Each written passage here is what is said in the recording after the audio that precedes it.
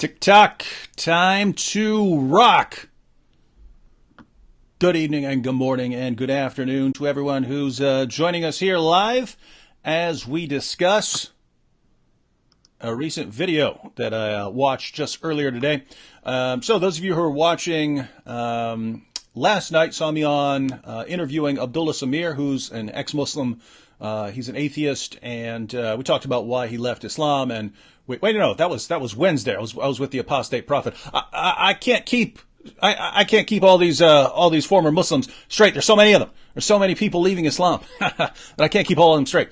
But Wednesday I was on with Abdullah Samir, and so he's an ex-Muslim. He's an atheist, and earlier today on Twitter there was a discussion between Abdullah and there were some other atheists involved, and a Christian. And Abdullah Samir posted a video, and I watched the video, and I thought that would be a good topic for me and Anthony, since we're going live tonight. And so we're going to take a look, go through that entire video, all of the arguments, and see if it's a good position, because it's a popular one. It's a very popular position among atheists. But before we get into that, how you doing, Anthony? I'm doing good, except for these headphones. Somebody just asked me, "Where's Anthony's headphones?" Someone just asked him. Yeah. We were talking about that before the show. I was going to get him the exact same ones, and I was realizing, wait, maybe he doesn't want the exact same ones. Maybe he wants a microphone. Maybe he wants something else. So I told him to go ahead and pick out what he wants, and I'll have those sent to them. So I'll have those sent to him. So if he gets me that link within the next couple of days, he will have them. Next week when we're on live, you'll see Anthony's new headphones that he picked out, and they'll be totally dope. They'll be totally dope. All right. Well, I see we have Abdullah Samir over here, and he's laughing at us. He says, "Ha ha ha! You guys are so dumb." No, just passing with you, Abdullah. Glad to have you here, and we're going to go through this. We're going to go through this video. Anthony, this is a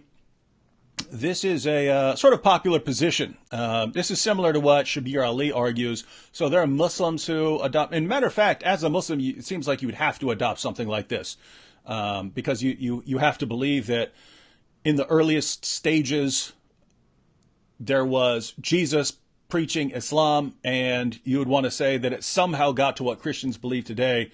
And so you'd say legendary development. If you're an atheist, it also seems like an attractive position. You don't want to say that Jesus was going around performing miracles or that he rose from the dead. So how did these beliefs come about? But what are your thoughts on this position? We're obviously going to get into a lot more detail, but just in general. Yeah, I think several thoughts. I mean, there's several different things that a person could look at in relation to this. I think just thinking, if I were an atheist, for example, and I was familiar with the Bible, not simply the New Testament, but also the Old Testament and Jewish belief, I think there's something already problematic in saying that you have to have this later development in order to get this notion of a divine Messiah or of a supernatural Christ or a wonder-working Christ and so forth. Certainly the Old Testament itself speaks of just such a figure. Whether or not one believes that Jesus fulfilled those things, or this is, reading things back into it, whatever argument one might want to make against that position. But the fact is that was Jewish belief, and that's why when you read the Gospels, you have the people reacting and saying, surely this is the Christ, right? Is the Christ going to do something other than this? Mm-hmm. And so you really don't need this idea of development. And actually, ironically, at the end of the video, he has something in there about the Lubavitcher Rebbe who attained cultic status among various Hasidic Jews. And they accepted him in a very exalted light early on, right? I mean, there's no 20 years later, 150 years later, or what have you. They're already thinking of him in supernatural terms. So, I already think there's something problematic to begin with. But the whole notion of organizing things in a way that makes it more amenable to an evolutionary idea first of all, I reject that whole order of doing things. I don't think that the books were written in the order in which many liberal critical scholars assume, and I think too many Christians have been far too quick to accept some of this. Although I will say, even if you accept some of that stuff, it still doesn't follow, right? I mean, so I'm not simply throwing Christians who hold that under the bus with liberal critical scholars, but I am saying that this view did originate with liberal critical scholars, and it's usually just assumed and hardly ever argued. And the arguments, when they are offered, I just don't find cogent. And so we will start unpacking some of the reasoning that's involved in these arguments as we go through this. So Abdullah says, "No, I was laughing because you made a funny joke." Well, we know. I said I was just messing with you. You did have a comment here on the headphones. Someone said, "Make sure Anthony doesn't get Beats. Those things hurt your ears after a while." Make sure Anthony doesn't get Beats. Those things hurt your ears after a while. So we got that twice. Someone says it twice. Just listening to David hurts my ears. So yeah, I actually think I don't know. I think these are fine. I've never worn sort of big headphones like this until recently, but I've been fine with Beats. Now, if I find out that other headphones are just massively more comfortable, yeah, then I will regret my decision. But just wanted you to have that input, Anthony, and be sure to check. Be sure to check reviews. All right, so we got hello from Poland, hello from Ohio, hello from Britain. Lots of people in Ohio, Louisiana. Get the Bosie. Nepal. Wow. Wisconsin. Wisconsin is the Nepal of America. Scotland. All right, so we have people all over the place. Texas. All right. Well, we have a ton of. Someone said Bose. Someone said, Anthony, get the Bose. Well, I thought it was Bosie. I know what he's referring to. It might be. But I assumed that it was Bose. Oh. I don't know if it's Bosie. All right. So plenty of options there, Anthony. All right, so we're going to go ahead and get into this. Hello from UK, Washington, Serbia, Sydney. The internet is pretty cool, isn't it? You can have people all over the world: Canada, Indonesia, Australia, Oregon, Michigan, Ireland, New Mexico, and it's a lot of people just spread out all over the world. Anyway, again, internet is cool, and as much as things suck sometimes with people trying to ban other people from the internet and so on and from various platforms, as of right now, it is really cool to be able to do this on YouTube. And so we are going to go ahead and get into this video. The original video is, I think, 11 minutes long. I cut out sort of, after like the first minute, he has like 20 or 30 second intro or something like that. So I left that out. But other than that, we've got all the actual content, all the actual arguments we are going to go through right here. So we're going to let him set this up. We're going to let him set up his case right here. And so basically the argument that will be presented here is, how did Christians get to their views of Jesus as a miracle working, resurrected Lord? Well, it happened through a process of legendary development. Jesus' first witnesses didn't believe those things, but later Christians did. And the story just kept getting bigger and bigger. So he's going to set this up. Well, I guess we'll watch this first clip, and then you could talk about that. We'll talk briefly about the Lord, liar, lunatic argument. But let's go ahead and get started.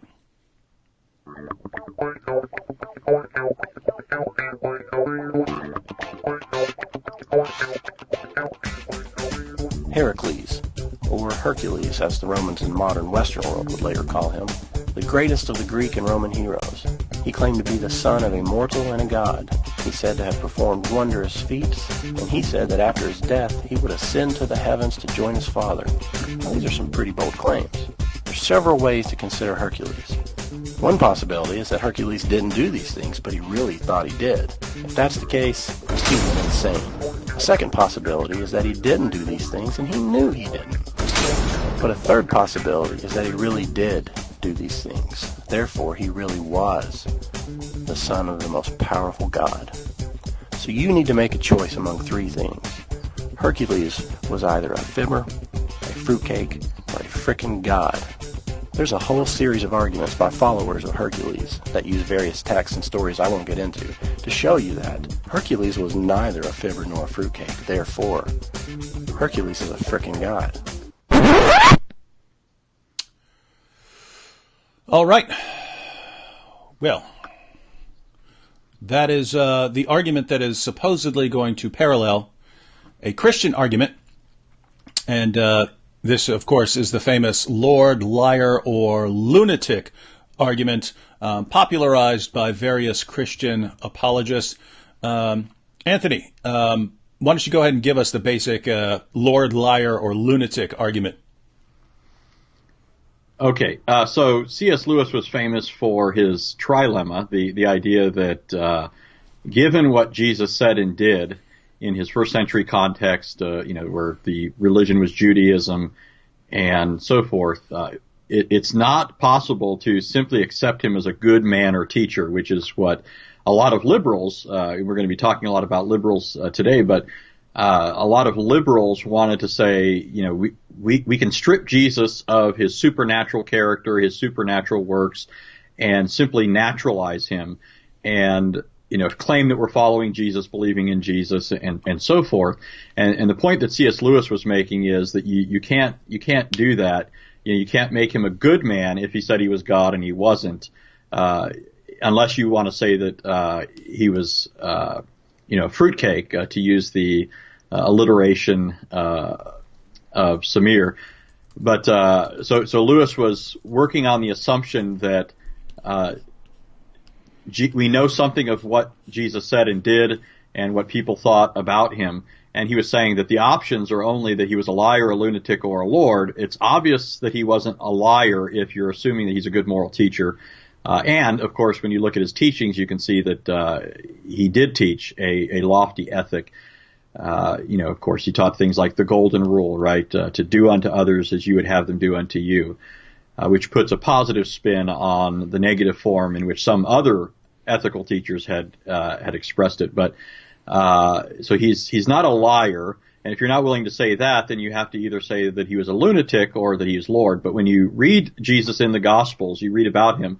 The last thing that comes out is that this guy comes off as a lunatic, right? I mean, if you're looking at this like as a person who at least has some positive view of Jesus as a person, as a human being, he doesn't exude the sort of thing that you would expect from someone who's a lunatic. And so the only other conclusion that you can draw is that he is Lord.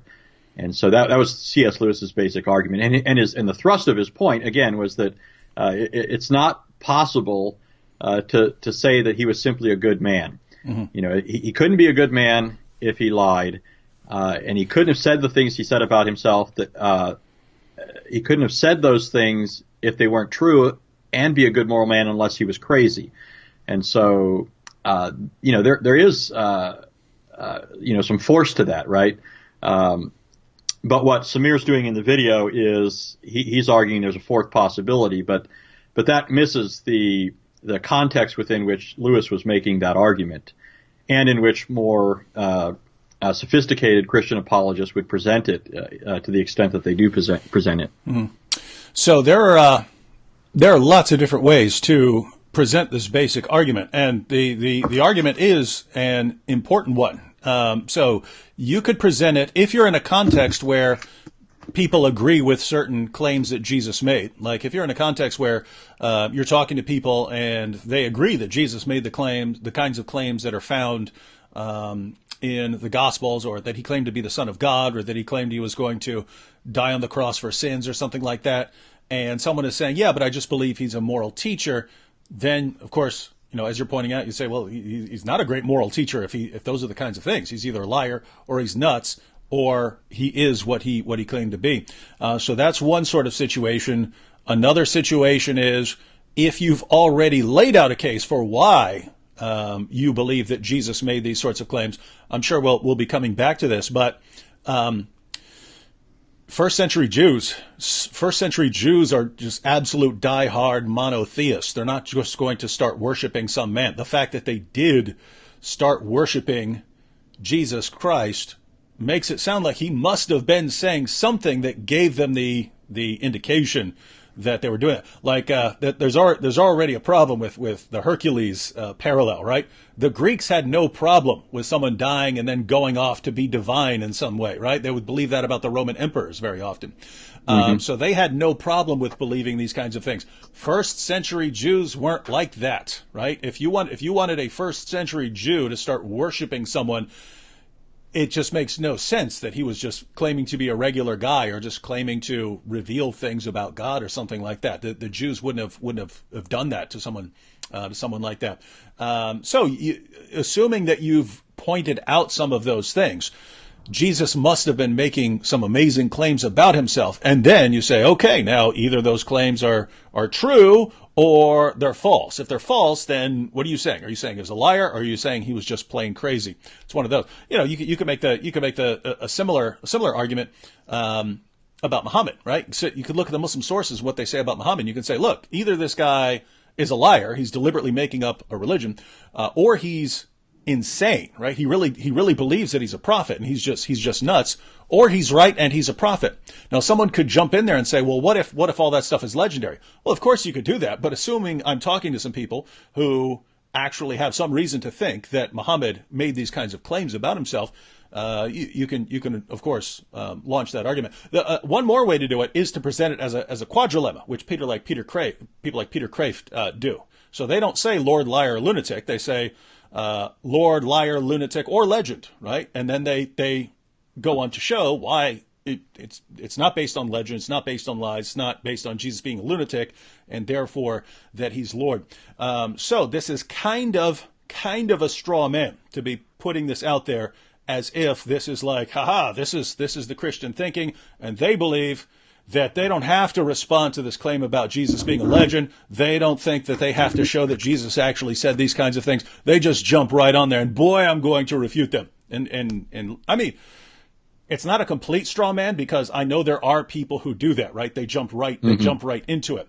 But in general, Christian apologists pretty typically defend against the charge that the stories are based on legend. Couple things. And of course, while it's true that there are Christians who take shortcuts, right? They just jump into this and think it's sufficient without taking into account the possibility of it being legendary. But when you're trying to refute something, you're supposed to be going after the best presentation of it, right? You go after those that best express the position or articulate the argument. And so it could be faulted on those grounds, and certainly is then a straw man in light of that. Mm-hmm. Yeah, so the idea there, guys, is we can find really, really bad, dumb arguments by atheists all day long and could just focus on those. And we are refuting the case for atheism by responding to this really dumb atheist argument. But you wouldn't really, you wouldn't be doing that, right? I mean, anyone could do that. Anyone could, just to be clear, there are Christians who give really dumb arguments. There are atheists who give really dumb arguments. There are Muslims who give really dumb arguments. There are people all over the place who give really dumb arguments. And sometimes, if those really dumb arguments start to gain ground or start to be circulated, you might want to respond to them. But generally, if you're trying to show that there's a problem with the atheist view or with the Christian view or with the Muslim view, you generally want to go against, as Anthony pointed out, the best presentation of it. Like, what is the best version of this argument? So if you're talking about the Lord, liar, lunatic argument, the actual presentation that Christian apologists would use today would either begin by defending the claim that Jesus made certain claims about himself, or would be presented as a quadrilemma. So this entire video really doesn't address that at all. But it does go on to claim, he does build a case that Jesus is based on legend. And so, in effect, if we refute that, then the argument stands, right? So everyone get that? He's going to argue that the story of Jesus is based on legend, and that it developed through a process of legendary development. And so if we actually respond to that, then you are stuck with the trilemma. Then you would be stuck with Jesus actually making these claims about himself. As far as Hercules, notice the parallel already, right? So he pointed out, and people pointed over there, well, Hercules never existed. It is possible that those stories are based on a real figure, and some have hypothesized that Hypothecary. No. hypothesized that he was a real figure in the 12th or 13th century BC, and that legends developed about him. But notice, even if we assume that he was based on that he was an actual real human being, the Greeks deifying him later, that wouldn't be a problem. Because again, we're talking about first century Jews. They didn't do that. The Greeks would. But our earliest reference that I'm aware of to him being a figure of worship is, I think, in the 6th century BC. So if you're talking about legendary development, you're talking about legends developing over many, many centuries. And so if that's supposed to be a parallel to Jesus, these legends developing, well, we're going to go ahead and take a look at how much time you have in the course of the first century to get to where you have these kinds of legends. And guess what? This guy is not going to get much of anything right. All right, so we ready to jump on this, Anthony? Yes, sirree.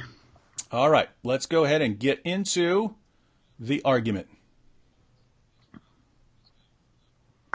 Christians and atheists watching this right now are in total agreement. This logic is this. It's incomplete, right? The problem lies in the first premise. Obviously, those can't be the only three possibilities. Hey, maybe Hercules didn't exist. Let's replace Hercules with another person born of a mortal with a god as a father. This argument, referred to as liar, lunatic, or Lord, was first made popular by Christian apologist C.S. Lewis, the guy who wrote the Chronicles of Narnia. The poor man's Lord of the Rings. His liar, lunatic, or Lord trilemma is the response when people say that Jesus was a great moral teacher, but not the Son of God. They make this the first premise, and then through a series of arguments, they say Jesus was neither a liar nor a lunatic, therefore Jesus is Lord. Christians love to set up these false boundaries in point number one, and then they draw you in and argue the hell out of the second premise, but I don't even want to go that far. The first premise fails for Jesus just like it fails for Hercules. These are not the only three possibilities, and I don't want to even argue that Jesus did not exist. I want to argue here that there's another cute and catchy little L word to add to this choice. And like always, I want to use the Bible to make my point. All right, Anthony. Well, he got us there. He points out that Christians pretend that there is not a fourth option. We pretend that there is no objection to the historicity of the claims of Jesus. That's what we pretend, even though you can go to basically any modern Christian work of apologetics and find a defense of Jesus' claims about himself. But let's just assume he's right, and we that somehow slipped our mind. Oops, we forgot that we had to defend the idea that Jesus actually made these claims about himself. So he got us. It's a horrible, flawed argument, and we'll have to turn to his argument to see if he actually makes a good case that this is legendary development. I did want to point out this comment from Arlen3 here. He says, is there a good porno? Because I put up a comment on there that said the background music sounds like a bad porno. So he said, is there a good porno? And he says, huh? I was looking at that. I didn't hear you make that comment, so I'm looking at his thing. And I had it on the screen. Anthony's sitting there going, what? Is he asking for a good porno? I'm thinking, is this a typo? I'm trying to figure out. Whenever I think somebody made a typo, I try and think of a keyboard, and I think of what letters could possibly have been near their fingers, right? Yeah. And I'm trying to make sense out of it. And, yeah. Well, it's good to hear. That was a response to a comment about the music. But he said, also, let me pay for Anthony's headset, or most of it. I use bone. Is that conduction technology, or was that supposed to be conduction technology? I don't know what that is. No more sweaty ears or ear infections. Huh. Thank you so much, Micah. I don't know what that is. And that's cool because someone gave $100 last week and then said that they were going to, and then I said, oh, cool, thanks. I'll go ahead and get Anthony some awesome headphones with that. But now you've paid for it again, so I can either pocket that money or Anthony can get some really, really awesome headphones. Or David was, mentioning to me before the show that how much he would really like a pink pair, so he could switch them up, and so maybe you'll get. If you want a pink pair, Anthony, if you want me to get you a pink pair, I will get you a pink pair. Come on. Oh, all right. Wait, what is this? Sorry, Anthony and David. Jesus does not come out as deluded. He believed the world was about to come to an end and was an eschatologist. His followers were convinced of the same. Let me respond to that quickly, because I saw that comment and I didn't know if we were just going to let it go or not. It's ironic, I don't think a lot of non-Christians know that they assume that because liberal critical scholars are opposed to the Christian faith, that they're somehow uniform in how they arrive at that conclusion, right? They have a common goal, but that doesn't mean they're all in agreement in how they get there. The fact is that a lot of, I'm not going to say the majority, but there is a good contingent of critical scholars who, at least at one time, tried to refute the New Testament on the grounds that Jesus was an apocalyptic figure who came proclaiming that the world was about to end, right? And so some of the critical scholars we're going to look at today didn't hold that view. I don't even know if we'll mention them per se, but the fact is that isn't the reigning position, not anymore at least, and I don't think it was ever at any time, although it was a very popular theory. But it's really based on a lot of misunderstanding.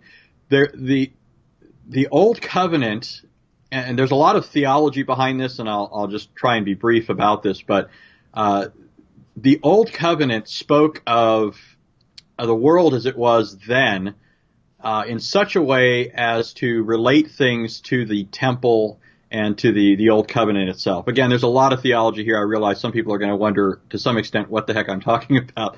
But for them, when the temple was destroyed and effectively, the Old Covenant was set aside or abolished, for the Jews, it meant the destruction in some sense of the old heavens and the old earth, and the inauguration of a new heavens and a new earth.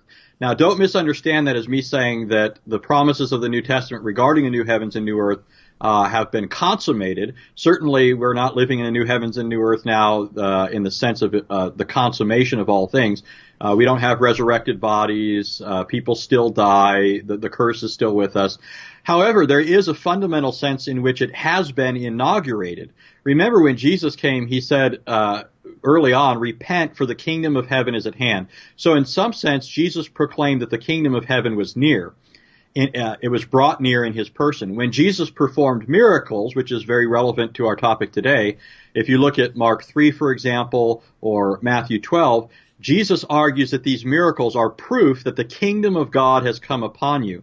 And so there was some sense in which Jesus thought of the kingdom as coming near, being brought near in his coming, so much so that Paul, right, in 1 Corinthians could say that Christians are now part of that new creation right now, right? Paul says that we are a new creation in Christ Jesus.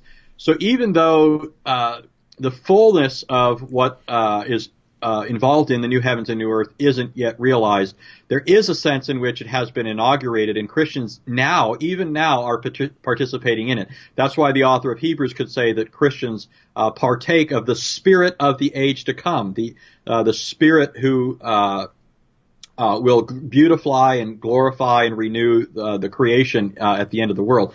So my point here is simply to say that I think what they're doing in many cases is misunderstanding passages where Jesus is talking about that inauguration of the kingdom. And by the way, some of this is also based on mistranslation or misinterpretation of certain statements. But for example, just take Matthew 24, the Olivet Discourse, and then the parallel in Mark 13 and Luke 21. There, the disciples come up to Jesus and they ask him a series of specific questions. And I don't want to get into the whole thing here, but they ask him, they point out the buildings of the temple and the surroundings of the temple, right, in Jerusalem, and how beautiful it is and so forth. And Jesus said, I tell you the truth, not one stone here will be standing upon another. And that's what leads the disciples to say, when will this be? What will be the sign of your coming? And in some translations, it says in the end of the world. The literal Greek word there is age. And so they're asking, what will be the end of the age? And it's connected to Jesus' statement about the temple being destroyed and not one stone being left upon another. That doesn't mean, don't misunderstand me, anyone, that Jesus doesn't eventually address the issue of his final coming in the Olivet Discourse. I'm just saying that there are certain remarks that Jesus is making that had particular relevance to the destruction of the temple in AD 70, which did in fact come to pass. The Jewish age did in fact come to an end. And the old covenant has in fact passed away, and the new covenant has come. And Christians are partakers of the new creation. We have the Spirit and are new creatures in Christ Jesus. So those who say that Jesus was this deluded guy who thought the world was going to end, he was dressed in white sheets and wearing a sandwich board and, that sort of thing, simply have, they've confused contemporary, millennial frenzied individuals with the Lord Jesus. Mm-hmm. All right. We have here, jihad that like button, everyone. And I know that people are still joining, so if you missed any of the earlier discussion or video clips, you can of course go back and watch those later. But just to give you the quick background of the video that we're going through, we're looking at a video apparently made by an atheist who's claiming that he has a really good response to a poor formulation of a Christian argument. Right? Christians argue that given certain claims about Jesus, in other words, if we have established that Jesus made certain claims about himself, that he had certain beliefs about himself, you're stuck with three options. Either he actually is what he claimed to be, he's Lord, or he was making those things up, he's a liar, or he's a lunatic. He believed them, but he was wrong, and he was simply crazy. The video maker points out that, well, these things could be the result of legend, and Christians don't address that, even though pretty much every Christian apologist I know of who makes anything remotely resembling this argument does address that. But that's what he's set up so far, and now he's going to argue that Christianity did arise through legend. So you ready there, Anthony? I'm ready. All right. Let's get into the argument. Hercules actually was worshipped at one time, and Christians worked really hard to discredit that. They didn't have YouTube, but they did have Preparatio Evangelica, a work attempting to prove the excellence of Christianity over pagan religions. They discredited Hercules by saying that Heracles worship came about because of a historical figure who attained cult status after he died. Evidently, there really was a guy named Heracles or something similar who ruled the city of Argos. He must have been a decent guy, and his followers just got a little out of hand, and they made him out to be more than he really was. That's called legend, and it starts with the letter L, so I'm going to plug it into the cute little Jesus equation. Now, what is a legend? It's a story that is set in reality, but contains exceptional events that serve to reaffirm commonly held values of a particular group. Now, let me be crystal clear. A legend is not always something just totally made up, but it can be based on a real person, and then the stories grow as time goes by. Some examples are Vlad Tepes, who became Vlad the Impaler and then Dracula. And then there's William Wallace, who became a Jew-hating drunk. Now, Anthony, I know you're still listening, so don't listen to what I'm saying. You can you listen to the video clip. Just so everyone knows, that Anthony is he's on a delay because he's listening as you're listening, whereas I'm ahead of the game. So listening to the video clips, he's listening along with you. But I find the parallels to Jesus very interesting. The parallels that we have so far are, one, Hercules. So, one, we have no idea whether Hercules was based on an actual person. The sources come from so many centuries after what might have been his actual existence that we don't know what to believe about him. And then we have Vlad the Impaler, right? The other parallel is Vlad the Impaler, which became Dracula in legend, right? And but think about that that parallel there. Vlad the Impaler was in, I believe, the 1400s. The story of him being Dracula was the end of the 1800s. And it's not being claimed that he's not being claimed to be an actual vampire. It's a story, right? So this is his parallel. You have Vlad the Impaler. He's called Vlad the Impaler because he would impale people. He would kill them and display their bodies as a way of terrifying his enemies. And then Bram Stoker came out with the vampire story. So think about this. This is the other parallel to the legend of Jesus developing. Here you had Vlad the Impaler, and he calls the Impaler part a legend. That's, as far as I know, that's not. Vlad the Impaler was actually an impaler. He impaled people. That has nothing to do with the legend. That was circulating during his lifetime. He was widely known as the Impaler. But then centuries later, you get the vampire story, and this is supposed to parallel the development of beliefs about Jesus in the first century. Now, why is this relevant? Well, guys, if you're supposed to be drawing these parallels to Jesus, it should at least remotely resemble the stories about Jesus. In other words, you should have some guy who's just a guy, and then you get all these people who are convinced that he did things that he never did, and that he died and rose from the dead and appeared to tons of people, and he ascended and he's Lord, and you have all of that in a short amount of time. We're going to see how short an amount of time that is. But Anthony,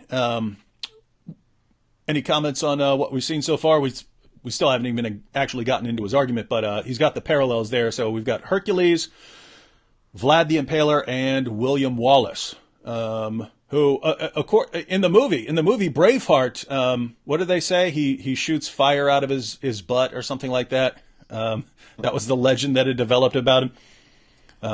Something like that. No, the only thing I'm thinking at this point is I don't know that he wouldn't argue this or hasn't tried to argue this elsewhere. But at least in terms of this video, I did appreciate the fact that he doesn't seem to be trying to argue that Christianity developed out of the Hercules, myth. Oh yeah. And he's not drawing that kind of parallels. I'm not sure that there wasn't any hope that people would associate these two things, right? But just for the sake of those who are aware of people who do argue that, or for those who will come across it, the Christian belief isn't that, God mated with a human being so that you end up with I remember that in the Greek system of thought, the gods were not incorporeal beings, right? In Christianity, God is an incorporeal spirit. I don't know why I can't talk tonight. Yeah, me too. Isn't that weird? But, in the Greek system, the gods were finite, and in a sense, they were just, man writ large, right? In fact, that was one of the criticisms that early people had offered of the Greek gods, that they were simply men with, human flaws and so forth, just sort of upsized. But that's not the Christian conception of God, right? The Christian conception of God is that he is transcendent, he is immaterial, he's immutable, he's infinite, he's absolute. He's the one who spoke the universe into existence, who upholds it by the word of his power. Very different conception of God. And so when you talk about Jesus being both God and man, we're not thinking of him as, it's kind of ironic too, right? Because we usually talk about Muslims, and this conception of Hercules is very similar to the at least the categories in terms of which Muhammad thought, right? Because Muhammad was a pagan, and so he thought in terms of pagan categories. If God was going to have a son, he must have sired a son with a counterpart, right? And so you have this sort of crude anthropomorphism assumed all along the way. Well, again, that's not the Christian conception of God. A very different form of theism is involved here. And so Jesus isn't half God, half man, or anything like that. He has a fully divine nature and a fully human nature. And that's, again, very different than the way the Greeks conceived of Zeus. And so anyway, to this man's credit, we can say, yeah. he is not going the route that some people go who are really, really poorly informed, that want to say that Christians stole this idea, like from stories of Hercules, right? In other words, Perseus, Hercules, these guys were part man, part God. Christians stole that and used it to make the idea of Jesus. There are actually people who are sloppy enough to make those kinds of arguments, and they're disturbingly popular. Fortunately, for the video we're watching now, he's not arguing that. He's simply using Hercules as an example of how legends can develop about people who may have existed. Again, unfortunately, the parallels are really not there. Yes, if you have enough time, many centuries, and the right kind of culture that likes to deify people, you can get that sort of thing. If you have a very short time among a people who are diametrically opposed to worshiping some sort of a human being, going to be very problematic if it was just a human being saying very human things for them to start worshiping him very quickly. All right, you ready, Anthony? Yep. All right, we are going to go in, and I keep thinking he's about to get into his argument because I don't remember exactly how I cut up the video, but hopefully he's about to get into it now. We'll see. Seriously, though, this evolution is exactly what happens with Jesus in the New Testament. Now, the New Testament is not a novel with a series of chapters written by the same person. It's a collection of different books written at different times by various authors living in different countries, maybe even different languages. Today, it generally consists of 27 of those books. The entire collection of the New Testament was written between 50 AD and 150 AD. Wait a minute, did you catch that? 50 AD. If Jesus was born in the years around the BC to AD switch, and he lived for about 30 years, first grade math tells us we have at least a 20-year gap from Jesus' death in the first books we have about him. 20 years.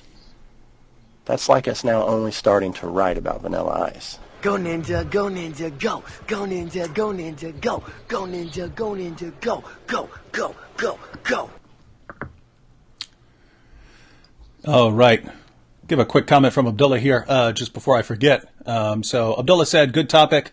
But I just wanted to point out to everyone that I'm going to be on Abdullah's channel tomorrow at 7 o'clock p.m. Eastern Time. The link to that discussion will be, well, it is now in the description box. So go ahead and click on that. Easier way would be to just subscribe to Abdullah's channel. And you can see we'll be having a discussion there where he'll be interviewing me. So if you want to see that, then again, link is in the description box. Now I find it interesting that he gave the parallels of Hercules, Vlad the Impaler, and William Wallace, and talks about the legendary development, and then says this is exactly what we see in the New Testament. Now think about that. With Hercules, you have centuries. You have centuries between anything that might have been an actual historical figure and the legends that we know about him. So you have centuries. With Vlad the Impaler, it's not even what he's talking about is not even really legend. I'm sure that there were legends that arose about Vlad the Impaler, but the vampire story, that's a novel that someone wrote. That was a horror novel, right?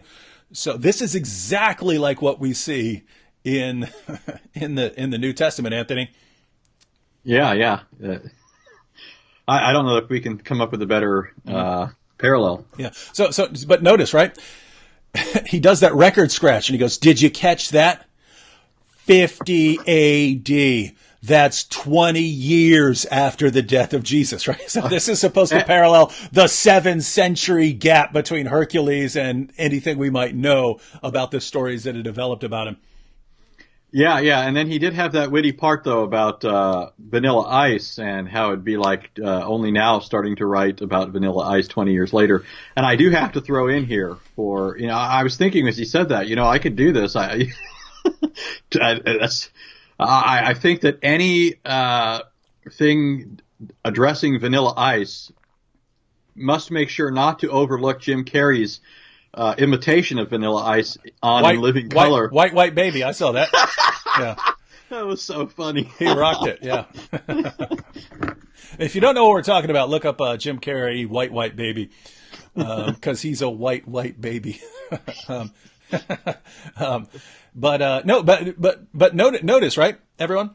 So he's given all these parallels, right? He's given all these parallels. The parallels are not parallel at all. There is no comparison between Hercules and then beliefs about Hercules that developed 6 or 7 centuries after the events, right? You can't make that sort of case.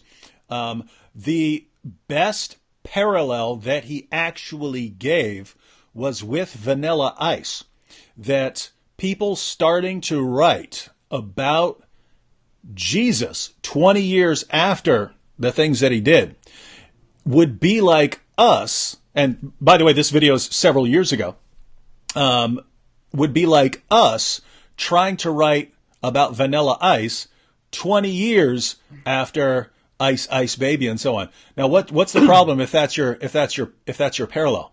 Well, you should start to spot it, right? 20 years, we're well within the lifetimes of eyewitnesses. If nothing had ever been written about Vanilla Ice right now, we could get some very, very accurate information by going and talking to the eyewitnesses, by talking to the people who knew him.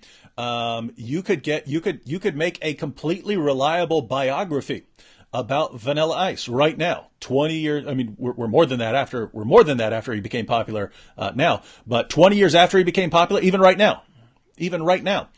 So we're nearly 30 years after that. You could write a very, very extremely reliable biography about Vanilla Ice right now because you are well within the time of eyewitnesses. Yeah, and not only that, we don't even have to set aside the writing that we have that has been written since the time Vanilla Ice became a subject to the public. To the extreme, when To the Extreme came out. Yeah, but I mean, we don't even have to set that aside to try and make a parallel to the New Testament because our view, I mean, we have 4 canonical gospels. We have 4 gospels that were inspired, that we believe are intended to be a part of the canon of Scripture. That doesn't mean that there weren't writings, right? I mean, Luke himself assumes that there were many writings. He mentions in the video, at least his view, that Mark and Matthew, or at least Mark was written before Luke, but Luke at the beginning of his account mentions, many that have sought to compile, right? So Luke is aware of many things being written. And so, the Christian position doesn't require that nothing was written prior to the canonical Gospels. Why wouldn't people be writing stuff down, right? I mean, the sorts of things that are reported seem to me to cry out for people to be scribbling stuff down all over the place, right? I mean, the authors of the Gospels don't have to be writing without any prior written sources, but even without those, though, as you said, we still had the eyewitnesses that were around at the time of composition. So, 20 years, not a lot of time for legendary development. And so notice we were granting what he said. There are going to be some further problems with some of his dating, which we are about to get into in a moment. All right, you ready to move on here? I am. 5th clip here. And the books of the New Testament are not all about Jesus and his time on earth. In fact, only a small handful even talk about his miracles. The timing of those become important later. We just can't read the New Testament books in order of their appearance in the Bible because they're out of order. We need to consider them chronologically from the dates they were written. We begin with a guy named Saul, and he was the one getting Christianity to grow. He's the reason there's Christianity today. On the road to Damascus, Saul had his divine epiphany, and he changed his name to Paul, and he started preaching. His letters to various churches in the region are the oldest books of the New Testament. These letters are intended to give instruction to the growing churches on Christian doctrine. It's also the first time we hear about Jesus. So what do you think should be included in these letters? Just 20 years away from the final epic years in the life of Jesus, wouldn't you think that these early writings would talk at least some about his miracles and his resurrection and his virgin mother? Word to your mother. They don't. Not once like you'd think. It's all very vague. I hope everyone noticed he just said, nowhere is Jesus' resurrection mentioned in the letters of Paul. You'd think that Paul would somewhere mention The resurrection. In fact, I feel like I must have misheard him. I feel like I must have misheard him if he said that you'd think that Paul would somewhere mention Jesus' resurrection. I have to listen to that again, ladies and gentlemen. We have to listen to that again. It's only about a minute long. But I want to see if he actually said that. See if you catch it. See if he did say this, because I really think I must have misheard them. Because I know of a massive blunder he's about to make in the next clip. But if he just said no resurrection, wow, this guy should really, really start reading. But I feel like I may have misheard him. Let's see. And the books of the New Testament are not all about Jesus and his time on earth. In fact, only a small handful even talk about his miracles. The timing of those become important later. We just can't read the New Testament books in order of their appearance in the Bible because they're out of order. We need to consider them chronologically from the dates they were written. We begin with a guy named Saul, and he was the one getting Christianity to grow. He's the reason there's Christianity today. On the road to Damascus, Saul had his divine epiphany, and he changed his name to Paul, and he started preaching.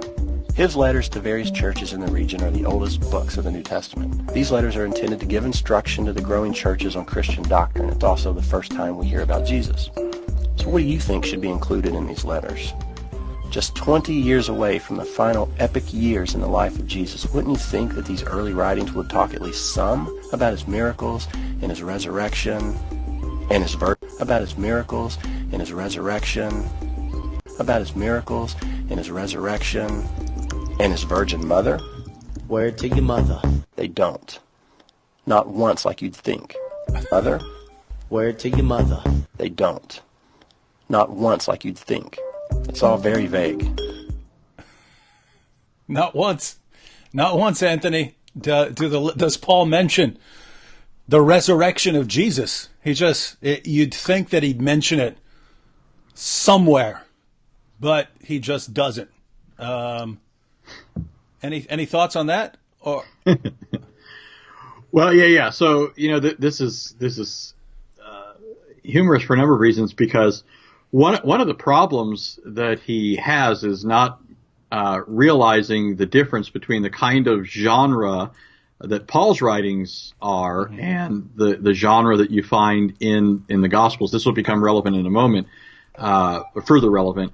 But for example, he's criticizing the fact that Paul isn't mentioning certain things that you find in the Gospels, but he doesn't realize that he's not writing a biography, right? Mm-hmm. He's writing epistles that are very frequently answering questions that people have, that an already established church of Christians is writing him saying, hey, we have some questions about this. We have some questions about circumcision. We have some questions about our relationship to the law. They're asking questions. He's responding to questions. And then the response is, well, why isn't he giving the biography?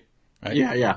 This is why, and some people may misunderstand this term, but this is why scholars refer to the epistles of the New Testament as occasional, meaning that there was some occasion, something that caused Paul to write about what he was writing. And so given the occasional nature of the New Testament epistles, you can't criticize them for what they don't say. Mm-hmm. But furthermore, the fact is, since he's writing letters to churches that are already established, right, he doesn't have to keep repeating things that he would have already taught them when he preached the gospel to them, they came to faith, and when he organized the churches of which they were a part. And so the gospel, the epistles are largely concerned with applying now the implications of Christ's victory over death, his resurrection. And so that's why you don't get a lot of emphasis on his life prior to the resurrection, right? It's the resurrected Christ who is now seated at the right hand of the Father, who is Lord, whom Christians are to submit to and serve. And so the focus becomes now not what Jesus did before that, but on who Jesus is now and who Christians are in relation to him. And so the idea, my point here is simply to observe the idea that Paul doesn't talk about the resurrection is, it has to be a mistake, right? Because the resurrection is the major focus of Paul all throughout his epistles, right? You hardly get very far before Paul is talking about the significance of Christ's resurrection or our union with Christ as the risen Lord. There isn't a single aspect of Paul's theology or soteriology that isn't linked to that, right? Mm-hmm. There's no way to miss that in Paul's writings. Yeah. Let me just go ahead and read a quick passage, and we will get back to this passage because it's very important. This is 1 Corinthians 15. 1 Corinthians, one of the undisputed letters of the Apostle Paul. I'll start at the first verse here. Paul says, "Now I would remind you, brothers, of the gospel I preached to you, which you received, in which you stand, and by which you are being saved, if you hold fast to the word I preached to you, unless you believed in vain. For I delivered to you as of first importance what I also received, that Christ died for our sins in accordance with the Scriptures, that he was buried, that he was raised on the third day in accordance with the Scriptures, and that he appeared to Cephas, then to the 12. Then he appeared to more than 500 brothers at one time, most of whom are still alive, though some have fallen asleep. Then he appeared to James, then to all the apostles. Last of all, as to one untimely born, he appeared also to me, for I am the least of the apostles." And Paul goes on. Interestingly, verse 11, "Whether then it was I or they, so we preach and so you believed." He's talking about the other apostles here. Whether it was I or they, this is what we preach. So Paul, who knew the other apostles, talks about Jesus' death, his death and resurrection here, his death, burial, and resurrection. And he says, whether it's I or they, this is what we preach, and this is what you believe. And this is all, even though Paul never mentions Jesus' resurrection. By the way, 1 Corinthians 15 is generally called the resurrection chapter, because you can go down there. That's all he talks about in, 58 verses or something? 58 verses of this chapter. The entire chapter is about the resurrection. And as Anthony pointed out, you can't go very far at all in Paul's writings without running into the resurrection. And yet, we're being told in a video that, hey, if Jesus was really resurrected, you'd expect Paul to mention this somewhere in his letters. And I could set this up into a trilemma, right? Either the person who's making this video is ignorant, right? He doesn't know what he's talking about. He's dumb. Or he does know what he's talking about. He has read the letters of Paul, and he knows that he's being deceptive. Or we're just all scholars on the planet are totally wrong about the Apostle Paul and 1 Corinthians, and none of Paul's writings are authentic and so on. It's got to be something there. But Houston, we have a problem here, right? There is a problem in the force here. We're being told that these things are not in the letter, do not appear in the letters of Paul, when obviously we have the resurrection, as Anthony pointed out. And why I find this interesting, Anthony, is you see it's very similar in the book of Acts, right? In the book of Acts, which we're about to be talking about with the next clip. In the book of Acts, the apostles, according to the book, the apostles are totally familiar with what Jesus was teaching. The author of the book of Acts is clearly familiar with the things Jesus taught, because he wrote an entire book about that. But when he portrays the apostles going around preaching, they're usually preaching that Jesus died on the cross for sins and he rose from the dead, and you need to acknowledge him as Lord. But that's exactly what Paul does, right? So the takeaway message for the original apostles, it's how do you now get into a correct relationship with your Lord? That's the message we're preaching to you.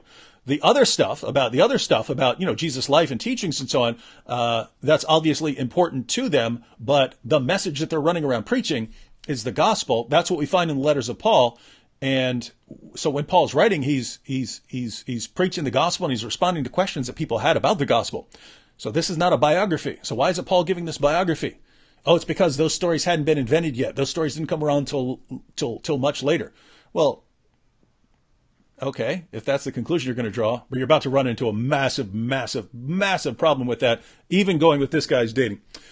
All right, do we want to jump into, do you have something else? Okay. Yeah, let me throw in, we got focused there on his perhaps incidental slip about the resurrection not being mentioned by Paul. But along with that, he also said, this is a small point, but he said that, he had his Damascus Road experience and, basically linked the name change to that event. But Scripture doesn't actually do that, right? Just like it doesn't actually say Paul was knocked off his horse. Yep. It doesn't say anything about a horse there, right? It just says that Paul was knocked to the ground. But more significantly, I think, is the attempt, and scholars do this all the time, but he mentioned that Paul says nothing about Jesus' virgin mother. In other words, there's no reference to the virgin birth in Paul. Number one, of course, that doesn't prove Paul didn't hold to it. It doesn't prove Paul didn't believe it. That would be an argument from silence. And fallacious, because it would assume, of course, almost all arguments from silence are fallacious, unless you have good reason to think it would have been mentioned. But as we mentioned, the letters are occasional, and so there's no reason to think that Paul had to bring up something like the virgin birth.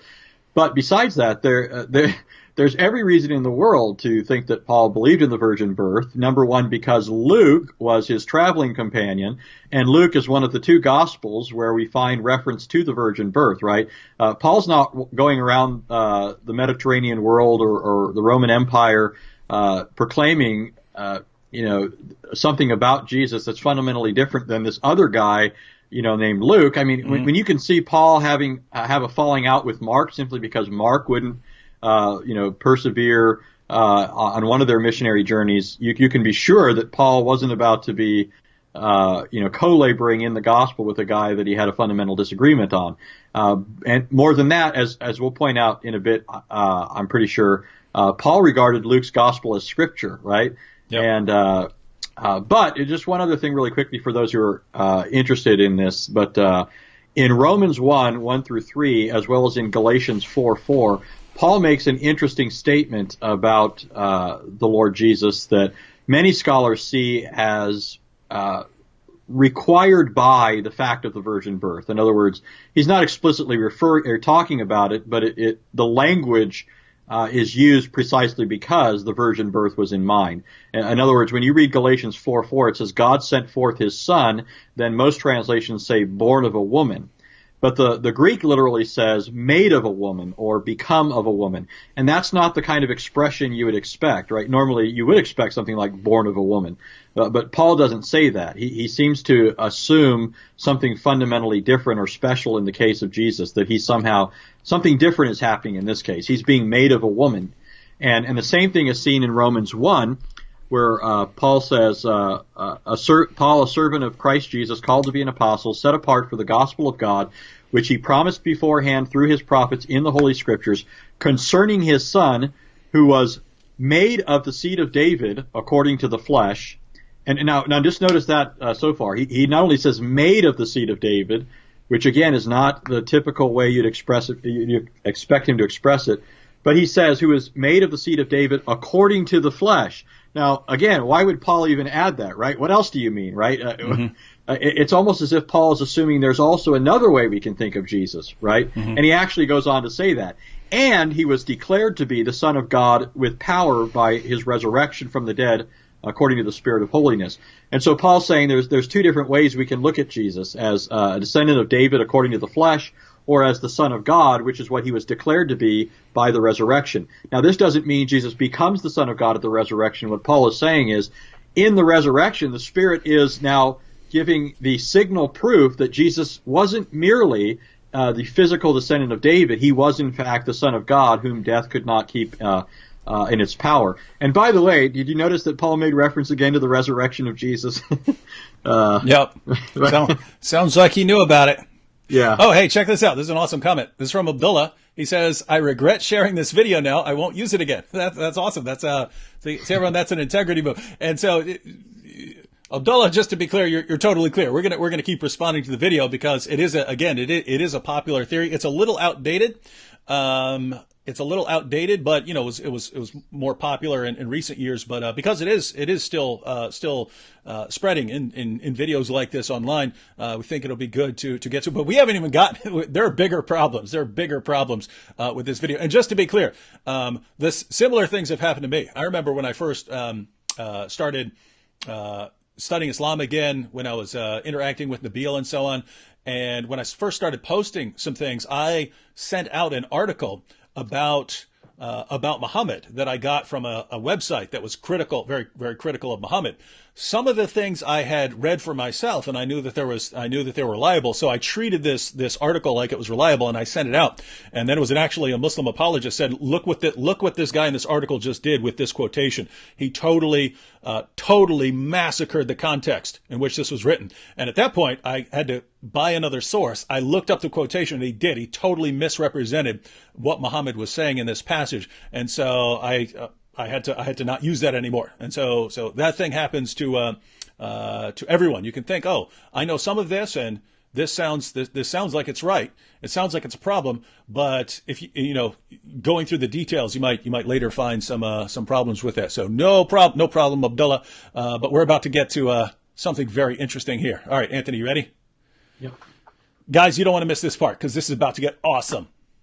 This was the funniest part to me. I'm going to play the clip, and then I'm going to have to zoom in on. But pay attention here to the dating of the book of Acts that he gives.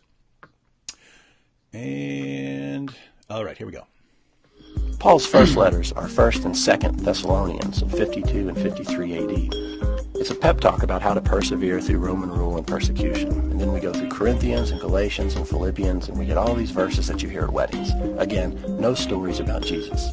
So from 52 AD for approximately the next 20 years, we have these letters from Paul and others that were read out loud to churches. They cited Jesus' teachings, and he's referred to as the Son of God who died for us, but the specifics are slim. The closest we come to hearing about Jesus' miracles during this time come in verses like this one from the book of Acts, written around AD 64, which is 34 years after Jesus. See, it's all vague. Nothing like what is coming down the pipe. All right, now did everyone catch that? He gives a verse from the book of Acts where it talks about Jesus performing signs and miracles.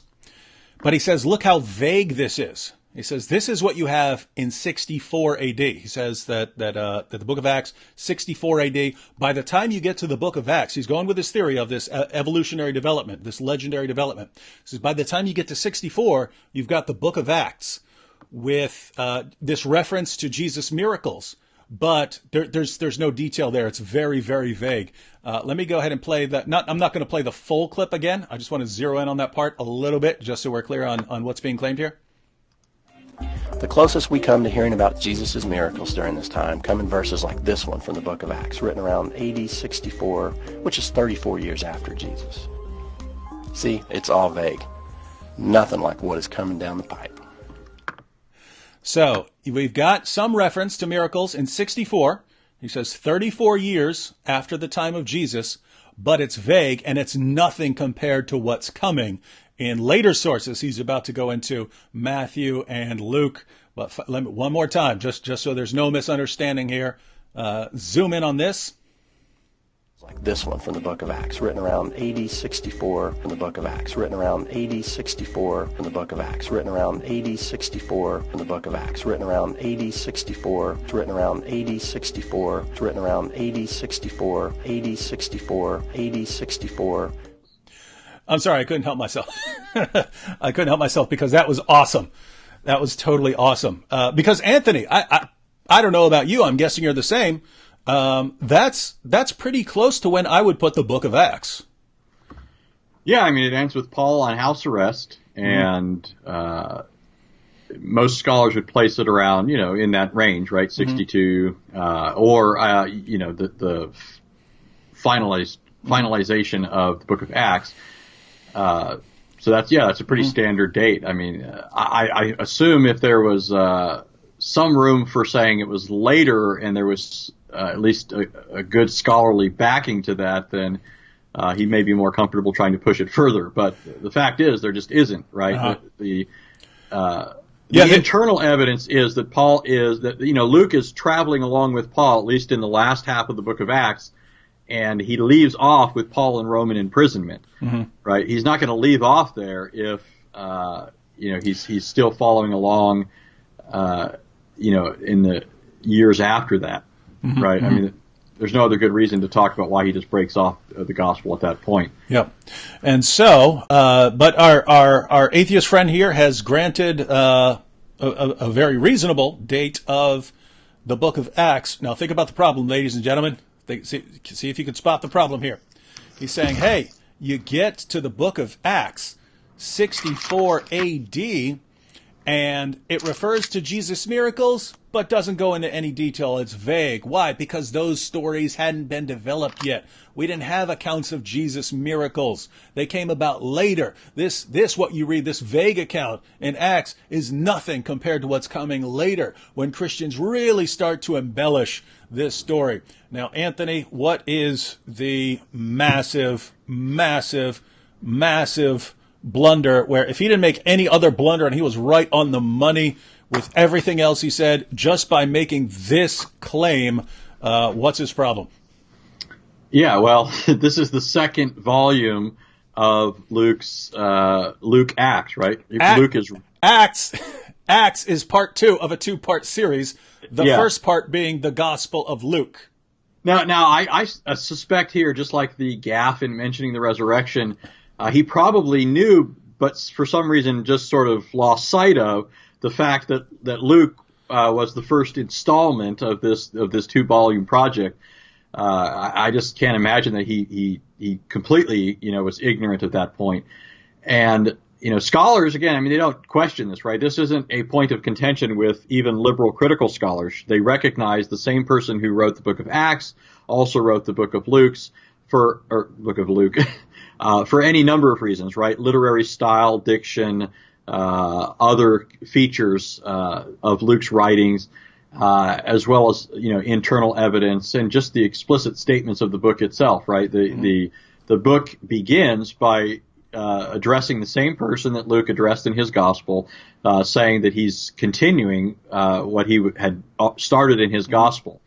And so, in other words, just to draw out the implication, if Acts is the second part of a 2-part work, that means that whatever was the first part came sooner, and if the second part came in AD 64, then the first part had to have been written prior to that. And that's actually exactly we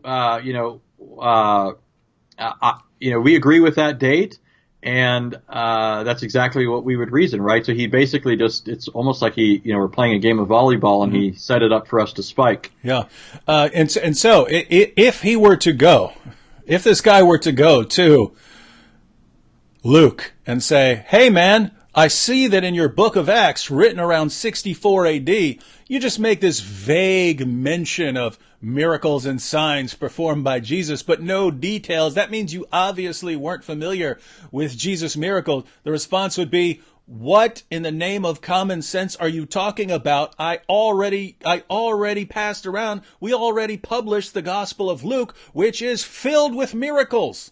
Yeah. And notice this, by the way. So Acts isn't focusing on the biography of Jesus now. He's already done that. Yep. But he is talking about the history of the early church from that time onward, or from Pentecost on. And doesn't Luke record miracles done by the apostles? That's what you'd expect to find in the book of Acts, right? If he's going to be talking about miracles that were done, it's going to be those, and he's going to give them in detail. It's going to be those that are being done at the time that he's writing it, or the time period that he's writing about, right? And so, and then again, as well, when he makes what he called a vague reference to Christ's miracles, remember Peter's preaching to people for whom they understood the details, right? Peter didn't have to paint that picture for them. Only if you assume, as he does, obviously, that there's no prior account. Does it actually come out as vague? In other words, it's spoken in a context, and in that context, Peter could afford to just make casual reference to it without getting into specifics. The people that he was speaking to knew full well the miracles that Jesus appeared to have done. And by the way, scholars today, even non-Christian scholars, acknowledge that Jesus was at least known as a miracle worker. They don't believe that he actually performed miracles, if let's say they're atheists, but it's a majority position among scholars that Jesus is known as a miracle worker. And so obviously, the people in first century Israel are gonna know that, hey, Jesus was that guy who was supposedly doing miracles, or famous for performing miracles. But guys, so think about this. This guy invents a timeline where in 64, the reason this is relevant is he's going to claim that the Gospel of Luke was written somewhere between 80 and 85, right? And that it was based on the Gospel of Mark. And so notice he's got he's got the book of Acts in 64, and then, which is part 2 of a 2-part series. And then he's got Luke coming along 20 years later and writing part 1 of his 2-part series. Theophilus, Yeah. probably, he got the mail and he's like, What happened to part 1? Yeah, and then 20 years later it lands on his doorstep and he's like, what kids, we need a better mail system here. Dang Roman postal service. It's like trying to get your, your tax information. Yeah. Good one. So notice the situation here, because this is a common mistake too, right? When people write biographies, they write biographies of Jesus. Then when they're talking about other stuff, like the apostles going around and the things that the apostles went around and did, or Paul is answering questions, there is this strange tendency among critics of the historicity of Jesus to say, basically, that if you're doing something that isn't talking about the life of Jesus, and you're doing something that's completely different, you're preaching the gospel or you're answering a question, and you don't include a biography of Jesus, this shows that you weren't aware of it, that you weren't aware of the story of Jesus, that you weren't aware of Christian beliefs. And that is so weird, right? I mean, just think, right? Just think. Let's suppose you're let's say you knew George Washington during the Revolutionary War, right? Let's suppose you knew George Washington, and later you're writing a letter answering some questions about so you're a leader, you knew George Washington, and later on you're writing a letter answering a question about the government of the United States or something like this and what we should do.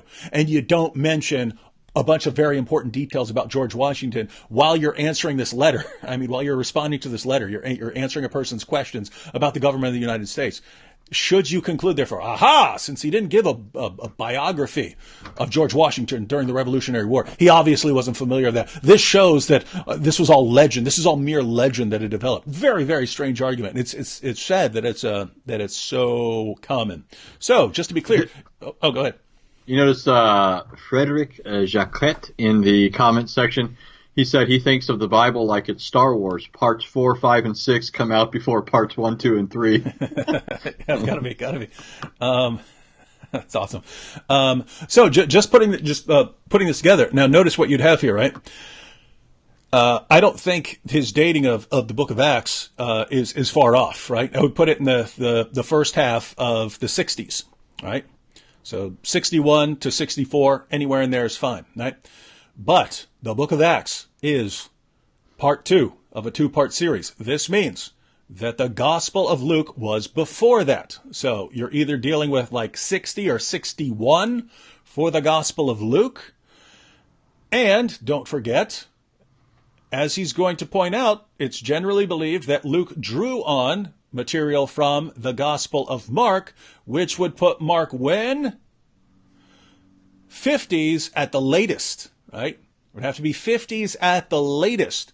In fact, you might even want to push it earlier, because if it's so popular that Luke's going to be incorporating massive parts of it, it must have been very popular, which was a slow process in the first century for a book to become so popular that you have to include material from that. So you might want to push it back even before then. But notice we're in the 50s with Mark. Just given the dates that he just gave, we're in the 50s with Mark. You're within the lifetimes of the eyewitnesses for the Gospel of Mark, which is filled with all kinds of miracles, which is filled with all kinds of information. And you're right around 60 or 61 for the Gospel of Luke, which also includes tons of stuff that he's claiming in this video doesn't come along wasn't even invented until decades later. So, interesting stuff here. Are we ready to move on? We are. Just wanted to address this comment from Simi right here. I don't know who he's pointing out. He says, "Wow, I love this guy." I don't know if he means us or the atheist in the video. He says, "Wow, I love this guy. Every day spreading light throughout society and showing common sense and logic. It'll be great if you can acknowledge this comment, David." Well, I did my part. I acknowledged your comment. I just don't know if you mean us or our atheist friend in the video. All right.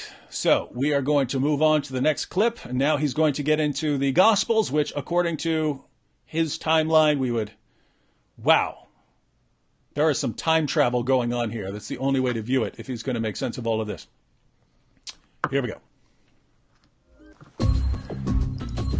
It's not until nearly 40 years after Jesus' death that we get the first Gospel, Mark. Mark was written between 68 and 73 AD. Now the story of Jesus starts cranking up. Pump it up! The story starts with Jesus already in his upper 20s. He first turns water into wine, and from there the miracles start to rain down. But by comparison with the other Gospels, Mark is pretty reserved.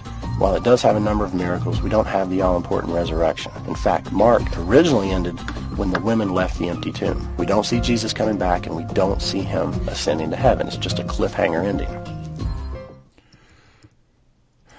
Anthony, that was a pretty short clip. I need to play it again because I saw multiple problems, and I want to make sure we address them all. I want to go through that again and jot that down because multiple blunders there. Let's go ahead and check that one more time.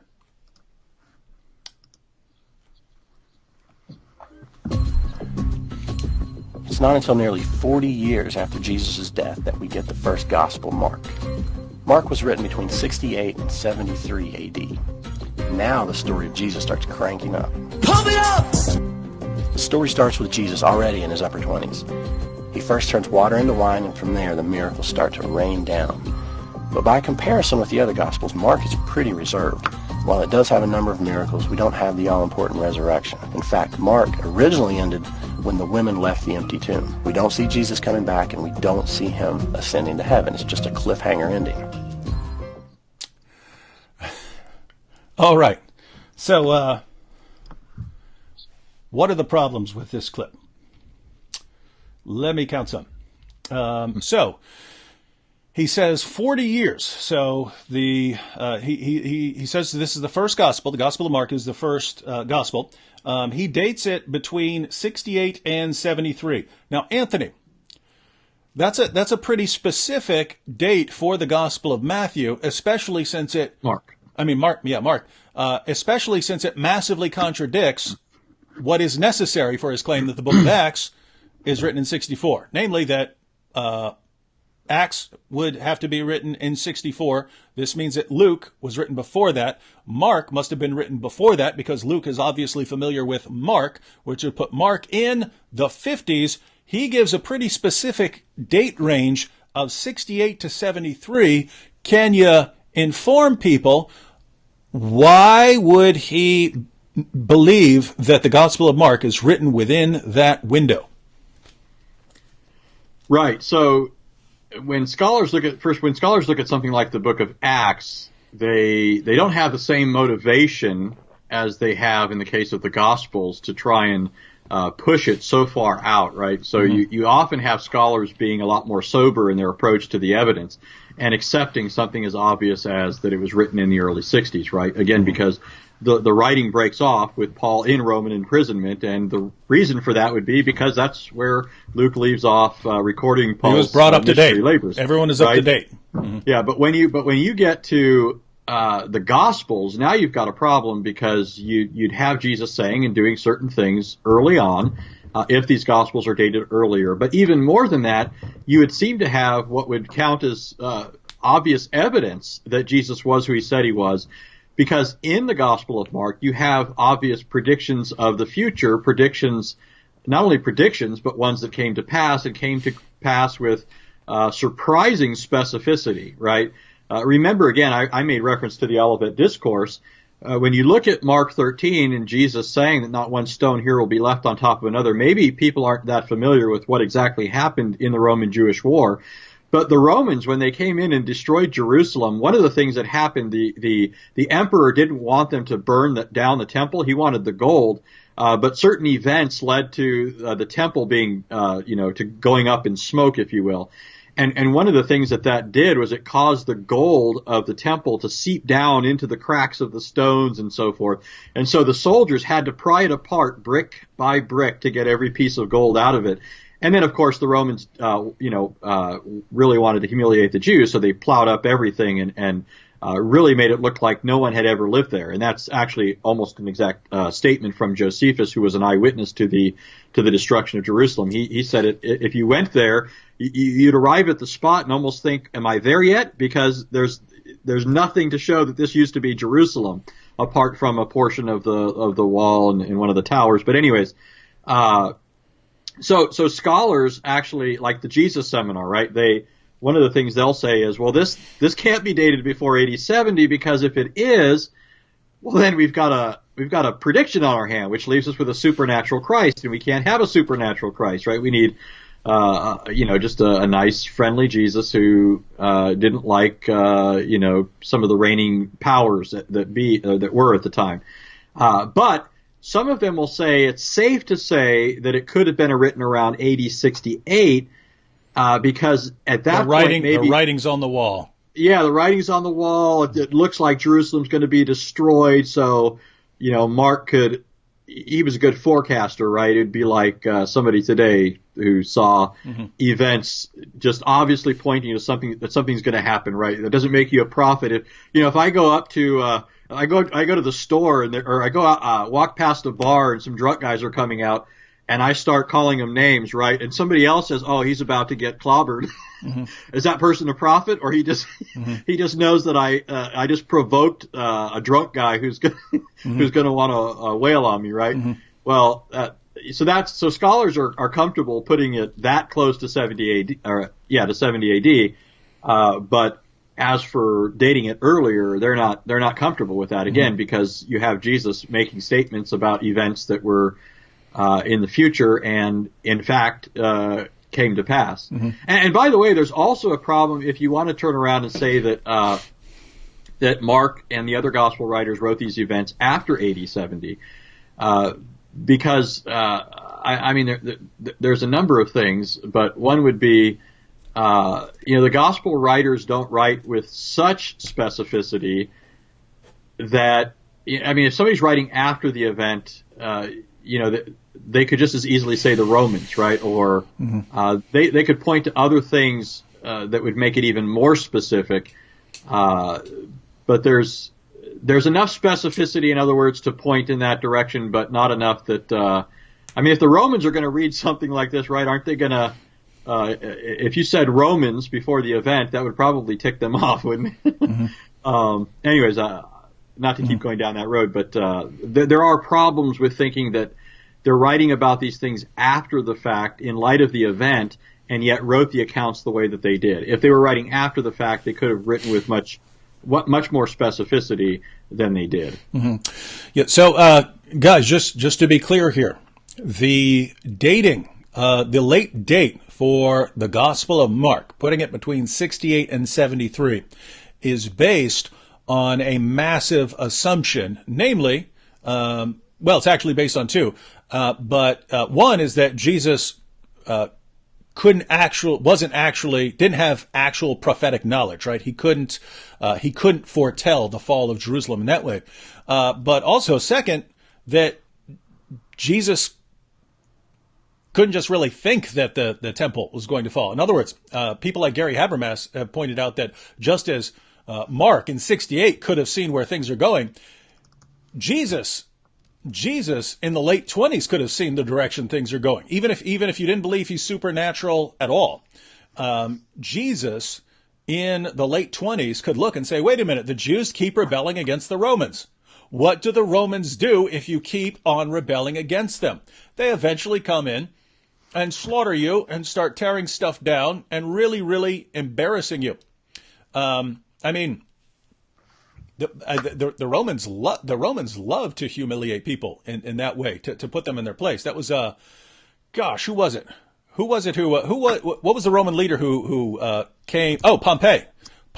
When Pompey came to Israel, he went into the temple and went right into the Holy of Holies, right? Which no one but priests, no one but the high priest was allowed to go into ever. It horrified everyone by just marching right up in there. They love to do that, to kind of put you in your place. So anyway, the point here is, what is the basis for dating Mark? Well, the basis for this, the critical date of Mark, 68 to 73, is saying, well, in the Gospel of Mark, Jesus says that the Romans are going to come, they're going to destroy the temple, there's not going to be a stone left remaining. Well, that actually happened.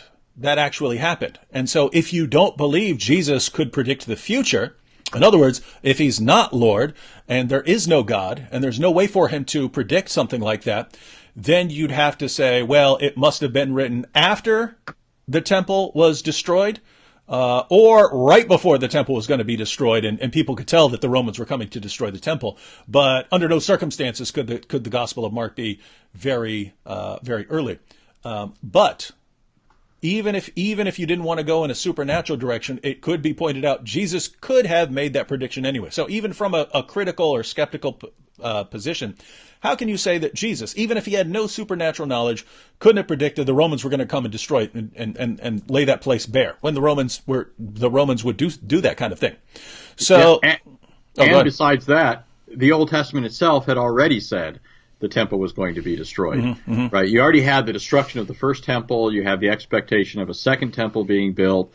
But then you have somebody like Daniel writing during that time period talking about the destruction of the city and the sanctuary that was going to happen in the future, right? So to say that Jesus couldn't have, we have to date this gospel after the destruction of the temple, or so near to it that he must have known it from the writing on the wall, as you said.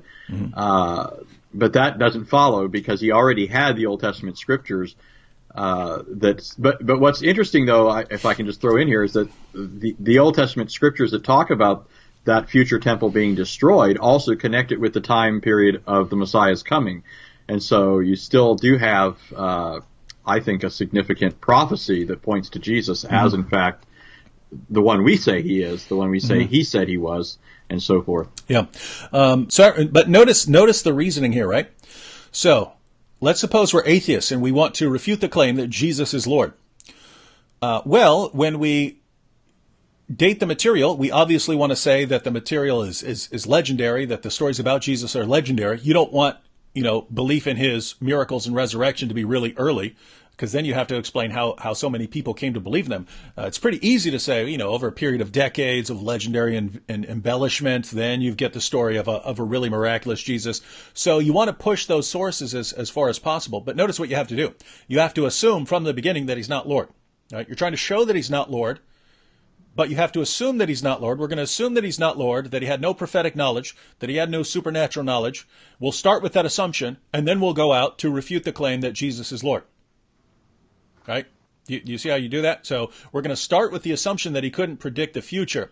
And then we're going to use that assumption, which we don't state, right? Scholars will actually state it in the reasoning, but when people lay down the date of the Gospel of Mark, and they say, 68 to 73, like was just done in this video, he lays that down just as, well, this is a fact, even though it completely contradicts what he said about the book of Acts, since we know that Mark was well before the book of Acts, and he put the book of Acts in 64. Now he's putting the Gospel of Mark in 68 to 73. So after the book of Acts, just ignores that, states it as a fact. This is when it was written, not bothering to inform his listeners that is based on a huge assumption that Jesus, whether from supernatural means or natural means, could not have predicted the fall of Jerusalem. Well, that's a huge assumption if you're setting out to prove that Jesus is not who Christians claim he is, right? Because Christians are not going to grant that assumption. And Christians not going to say, okay, yeah, let's start off by assuming that he's just a regular human being. And obviously we have to push the dates of the Gospels really far back then. No Christian is going to grant that assumption. And no one who believes in God should grant that assumption. So who is this meant to persuade? If it's meant to show Christians, hey, we have a really bad argument here. Well, yes, if we all agree on the assumption that there is no God and that supernatural knowledge is impossible, of course we're going to have to reject Jesus. Well, that's brilliant. That's a brilliant argument, but that's actually the argument this guy is using. He's just not saying it. Let's start off with an assumption of naturalism. Let's start off with an assumption that Jesus is not who Christians claim they are, claim that he is, and then let's go on to prove what we set out. That, ladies and gentlemen, is a circular argument. So the main thrust of this is a straw man. He's giving a version of the argument that Christians just don't use, or at least actual Christian apologists don't use. So he's basing this argument on a straw man, and then his entire response is circular, right? Let's start off by assuming Jesus was just a regular guy, and then let me use that assumption to go on and prove that Jesus was just a regular guy. Not a good method. A couple other things problems there, Anthony. He says, so we finally get to the Gospel of Mark, and that's where the miracles start. The first thing he does is turn water into wine. You see a problem there? I mean, that would be basic bad knowledge of the Bible.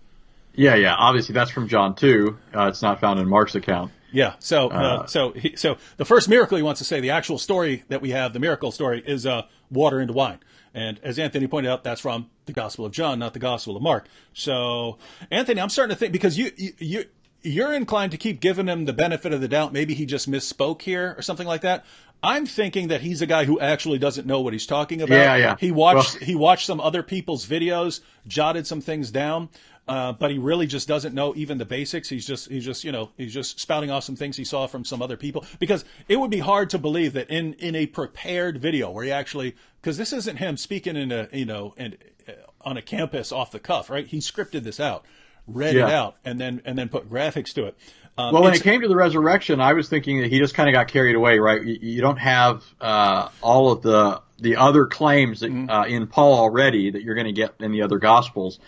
But now that I am hearing some of these other things, which I didn't pick up before, it does seem more likely that he's just, he's either got to be just really poorly informed or he's deliberately, doing some of these things. But there doesn't seem to be any good reason to think he's deliberately changing water into wine, right? It was his first miracle. There doesn't seem to be any usefulness to that mistake. So I think he's just making a lot of mistakes. He doesn't have a lot of,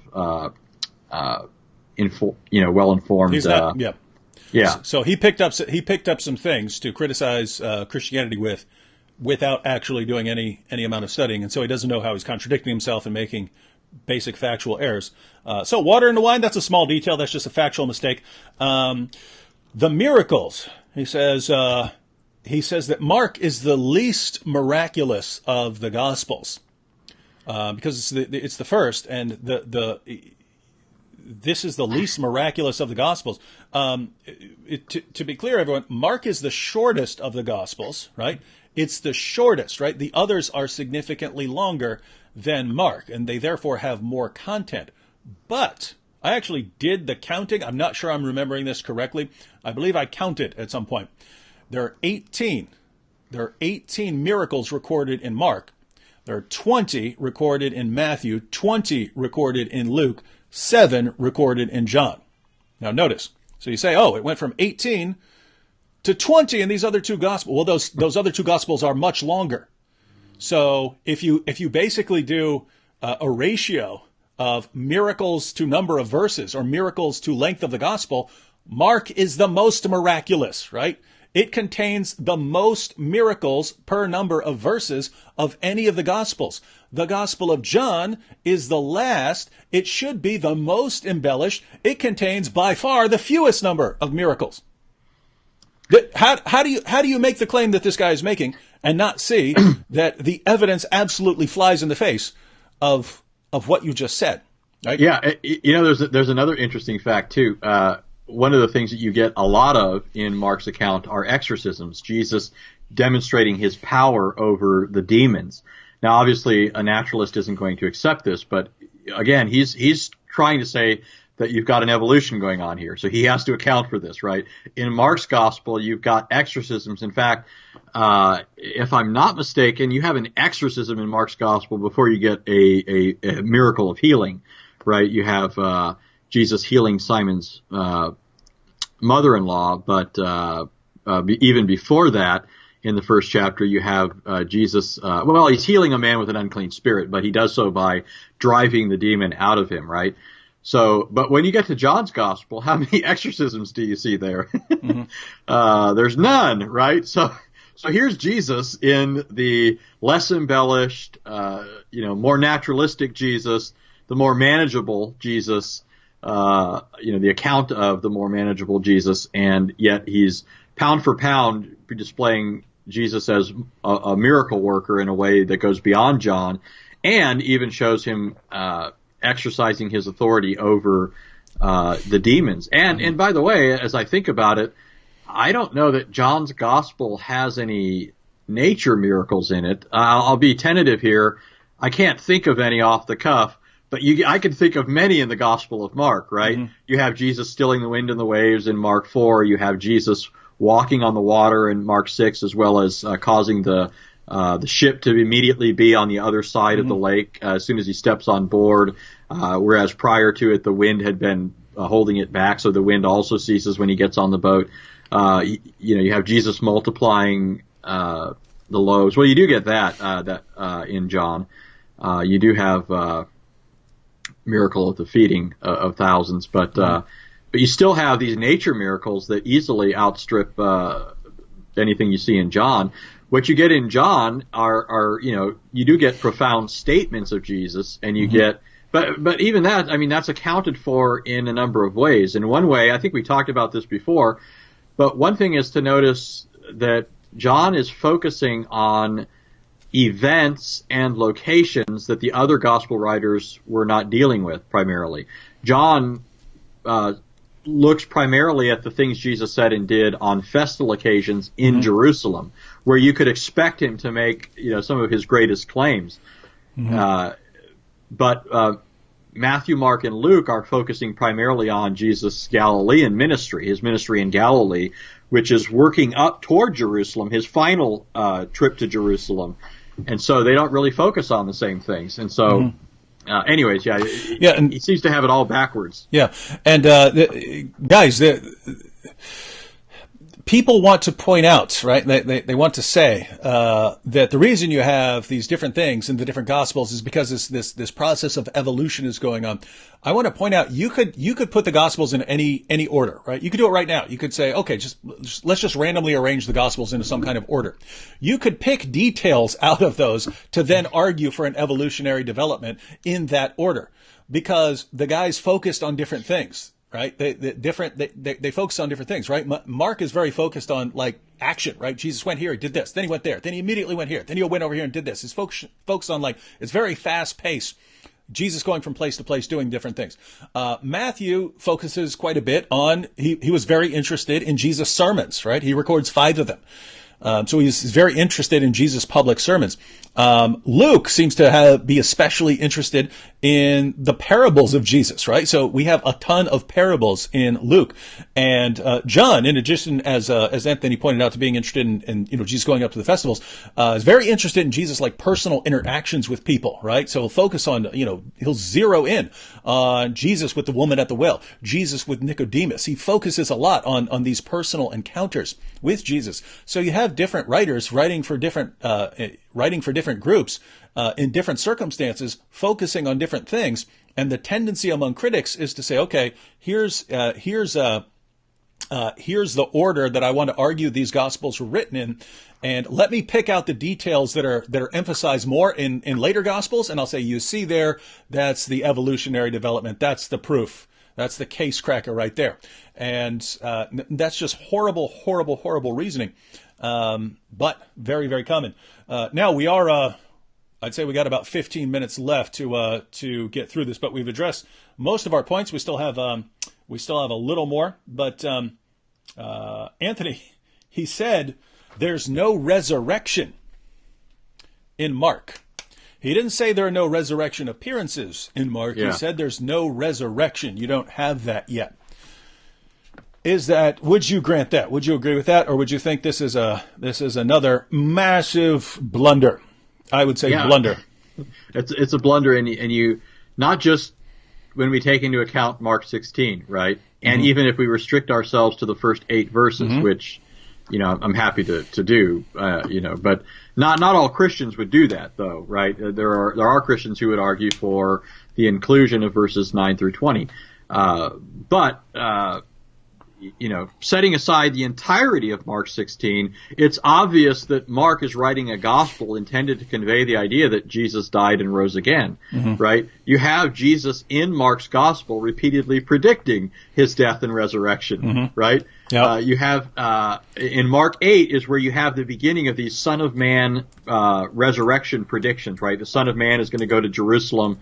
He's going to be, beaten, mistreated, tried, crucified, and that sort of thing, and then rise from the dead. Mm-hmm. And so repeatedly you have Mark saying that Jesus said those things. Mm-hmm. And so the idea that Mark doesn't think of Jesus as the resurrected Lord, I mean, that's just missing the whole drift of the gospel. Mm-hmm. That's where it's all going, right? Yep. And so then, of course, you do get to Mark 16, and you have the one of the things, let me just throw this in here for what it's worth.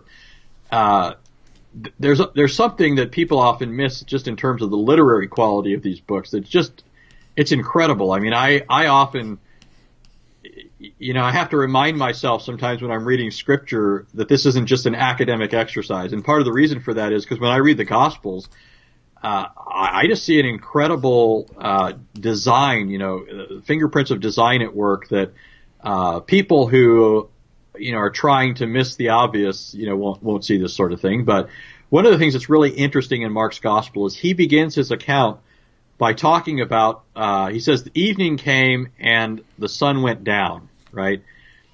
You don't read again of any statement throughout Mark's gospel of the sun rising again, mm-hmm. right? You read numerous times of morning coming, but it never says, the sun comes up. And I'm just pointing this out as a literary observation, right? He says the morning came, and then sometimes he'll even say morning came, but it was before the sun had risen, right? So you're like right there on the verge of the sun rising, but you're not exactly there. And so I'm not saying that everything, though, in Mark's gospel takes place in the dark. I'm just saying that as a literary point, after mentioning the sun going down at the beginning of the gospel, when Jesus begins his ministry, he doesn't bring the sun doesn't come back up, not literally, it's not literarily expressed until you get to Mark 16, right? It says in Mark 16, when the Sabbath was past, Mary Magdalene, Mary the mother of James, and Salome brought spices so that they might go and anoint him. And very early on the first day of the week, when the sun had risen, they went to the tomb.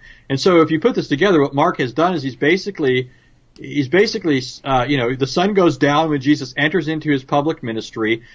He engages the forces of darkness. He begins to battle Satan's minions, right? Cast them out, perform miracles, heal people, goes to the cross, and then after being 3 days in the tomb, when he rises, now the sun has arisen. It's very clear that this is the point that Mark is making, and he explicitly states it, doesn't he? Mm-hmm. They went to the tomb and they were saying to one another, "Who will roll away the stone for us from the entrance of the tomb?" And looking up, they saw that the stone had been rolled back. It was very large. And entering the tomb, they saw a young man sitting on the right side, dressed in a white robe, and they were alarmed. And he said to them, "Do not be alarmed. You seek Jesus of Nazareth, who was crucified. He is risen. He is not here. See the place where they had laid him." And then it says to go tell his disciples, mm-hmm. and so forth. So, everyone, is there a resurrection in the Gospel of Mark? Is the author of the Gospel of Mark aware of the resurrection? Well, yes. It ends, even if we don't include the longer ending, where he just said in this video that it ends in verse 8. What do we have there? Verses 6 to 8. He said to them, the angel said to them, "Do not be alarmed. You seek Jesus of Nazareth, who was crucified. He has risen. He is not here. See the place where they laid him." So it was actually his body that had been raised, and then tells him, "But go tell his disciples and Peter that he is going before you into Galilee. There you will see him just as he told you." So Jesus told you that he was going to rise from the dead. Now he has risen from the dead. Go there and you'll see him. And the reasoning here is, the reasoning in the video is, since it doesn't explain the appearances, doesn't describe the appearances, therefore there's no resurrection. The angel just said he's risen. But he's saying that, nope, no resurrection here. This is the same guy who said there's no resurrection in the letters of Paul, where the resurrection is all over the letters of Paul, right?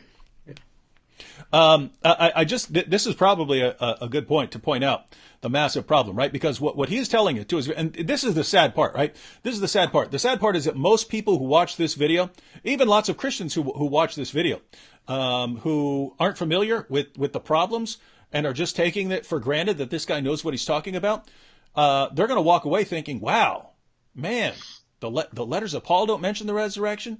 The book of Mark doesn't mention the resurrection. It doesn't come along till later. Man, maybe it was messed up. What's the problem here? Well, he's trying to argue that. So he's claiming that the Gospel of Mark, 68 to 73, does not contain the resurrection of Jesus, and that Matthew and Luke come along 10 to 15 years after that, and they contain the resurrection. So it was invented sometime around there. Well, what's the problem here? I'm just going to summarize this, but this is worthy of an entire separate discussion. The passage I mentioned earlier in 1 Corinthians 15. Scholars across the board, it's only a few weirdos who do not deny this, but I'm talking Christian scholars, atheist scholars, agnostic scholars, scholars across the board acknowledge that Paul quotes an early Christian creed here. So let me read chapter 15, starting at verse 3 of 1 Corinthians, a letter of Paul. So 1 Corinthians 15, 3. For I delivered to you, this is what Paul says, for I delivered to you as of first importance what I also received, that Christ died for our sins in accordance with the Scriptures, that he was buried, that he was raised on the third day in accordance with the Scriptures, and that he appeared to Cephas, then to the 12. Then he appeared to more than 500 brothers at one time, most of whom are still alive, though some have fallen asleep. Then he appeared to James, then to all the apostles.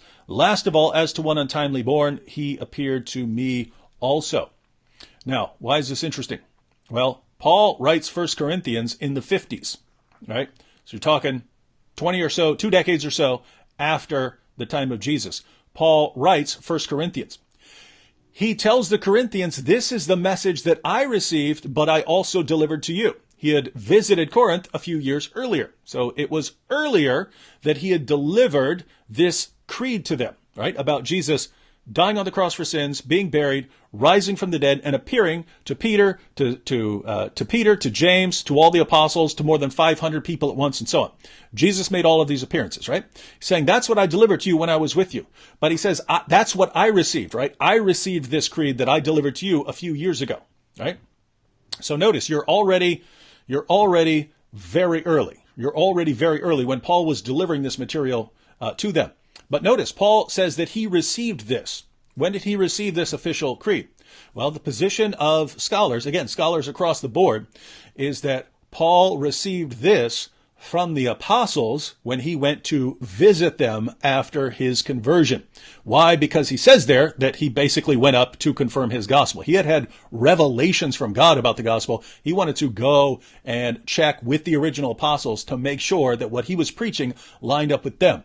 They gave him a creed. Why is this relevant? Well, this is an awesome area of modern scholarship, but the general consensus here is that this creed that we find in 1 Corinthians 15 goes back to within about 2 to 5 years of the time of Jesus. What do you have? His death for sins, his burial, his resurrection, his appearances to Peter, James, all the apostles, more than 500 people, right? That's the early Christian creed. Why is this relevant? What is our atheist friend trying to argue? That it doesn't occur, resurrection doesn't occur in the letters of Paul. Resurrection doesn't even occur in the first of the Gospels, Mark. Resurrection happens much, much later through a process of legendary embellishment. Well, what's the problem? The most appearances ever recorded are in our very earliest source in the entire New Testament. Our earliest material in the entire New Testament, not according to me, not according to Anthony, according to scholars, according to New Testament historical Jesus scholars, the earliest material we have is this creed in 1 Corinthians 15. And this creed in 1 Corinthians 15, this creed has Jesus' death for sins, his resurrection, his appearances. This is the most appearances listed anywhere in the New Testament. The most resurrection, post-resurrection appearances of Jesus anywhere is mentioned in our very earliest source. If you have now notice, if this had come later, you would say, you see, it's embellishment. Well, the embellishment is apparently working backwards. Again, Mark, you have like 18 Gospels. John, 7. I mean, in Mark, yeah, in Mark you have 18 miracles. In John, 7 miracles. How is this being embellished? The miracles are going down. In our earliest Christian source, this creed that's recorded by Paul that he had passed on, that he had received from the apostles, which scholars date within 2 to 5 years of Jesus' death and resurrection, or in the case of atheist scholars, of his death, that material gives the most post-resurrection appearances of Jesus that we find anywhere. Well, why do you have fewer as the farther you get away from them, right? So is this legendary embellishment? Is the story getting bigger and bigger and bigger? No, you have different writers focusing on different things. That's what you have. That's what you have. And so to present it in this way is simply, well, it's horrible. Again, it's sad that people would watch this and walk away thinking, wow, yep, no resurrection in Christianity, no resurrection until you get to the later Gospels. This guy doesn't seem to be aware of 1 Corinthians, because he says Paul doesn't mention the resurrection. That's called the resurrection chapter, 1 Corinthians 15. He doesn't seem to be aware of that. He's not aware of there being a resurrection in Mark, which he thinks begins with the miracle of Jesus turning water into wine, right? This is a guy who seems absolutely clueless about what he's talking about. It looks like he jotted some things down from some different books or articles from like Richard Carrier and other people and tried to put them together into a video and has no clue what he's talking about. What happens? Hundreds of thousands of people watch it and love it and say, wow, you've destroyed Christianity, man.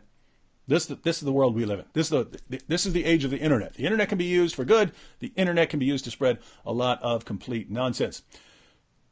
All right, what do you think, Anthony? Yeah. I guess, although terribly flawed, there is something that makes sense about this that I was thinking about that people often overlook. But if he doesn't think that the resurrection is found in Paul, then he shouldn't think it's found in Mark, because after all, Mark was one of Paul's companions, right? They had a little rift at one point because Mark didn't want to continue on one of their journeys, but they later reconciled. Paul spoke highly of Mark. Peter referred to Mark as his son in the faith, right, in his epistle. And Peter referred to Paul's writings as scripture. And the point that I'm making here is that there's a connection between all these figures, and it would be extremely problematic to suggest that they're going in wildly different directions, right? With their, it'd be problematic to say that Paul's teaching this and they're teaching that when they're all working together, right? Mark is going on missionary journeys with Paul. Luke's the one recording much of Paul's missionary labors in the book of Acts. So Luke and Paul are together. In fact, Luke was one of the few that was still with Paul towards the end of his life, as Paul himself mentions. So I mean, it's consistent if you think that Paul didn't mention the resurrection to say that Mark didn't. It's not consistent with the facts, right? Mm-hmm. Because you go to both Paul and Mark and you see that they mention the resurrection. Mm-hmm. But at least you got the consistency there, right? Because these two are overlapping in their time period and in the time that they're writing, right? So there's that. But I was also thinking, this kind of goes back to something earlier, but it could have equally been pointed out that, when he looks at the epistles of Paul and expects to find the same sorts of things that he would find in the Gospels, which are biographical, he overlooks the fact that we have other epistles in the New Testament. And if he's right that this is what an epistle should contain, then we should expect to find those things there too, right? But we don't. We have the epistles of Peter, we have James, we have Jude, we have the epistle to the Hebrews, and you find them looking just like Paul's epistles, right? They don't feel the necessity of going into narrative, of detailing historical things as opposed to drawing out the theological implications of those things or the moral ramifications of those things. Mm-hmm. So there's just flaws all around as far as this goes. Problems. Check this out. Mr. American Dude says, Robin Smith wants to debate you in the comments section about evolution.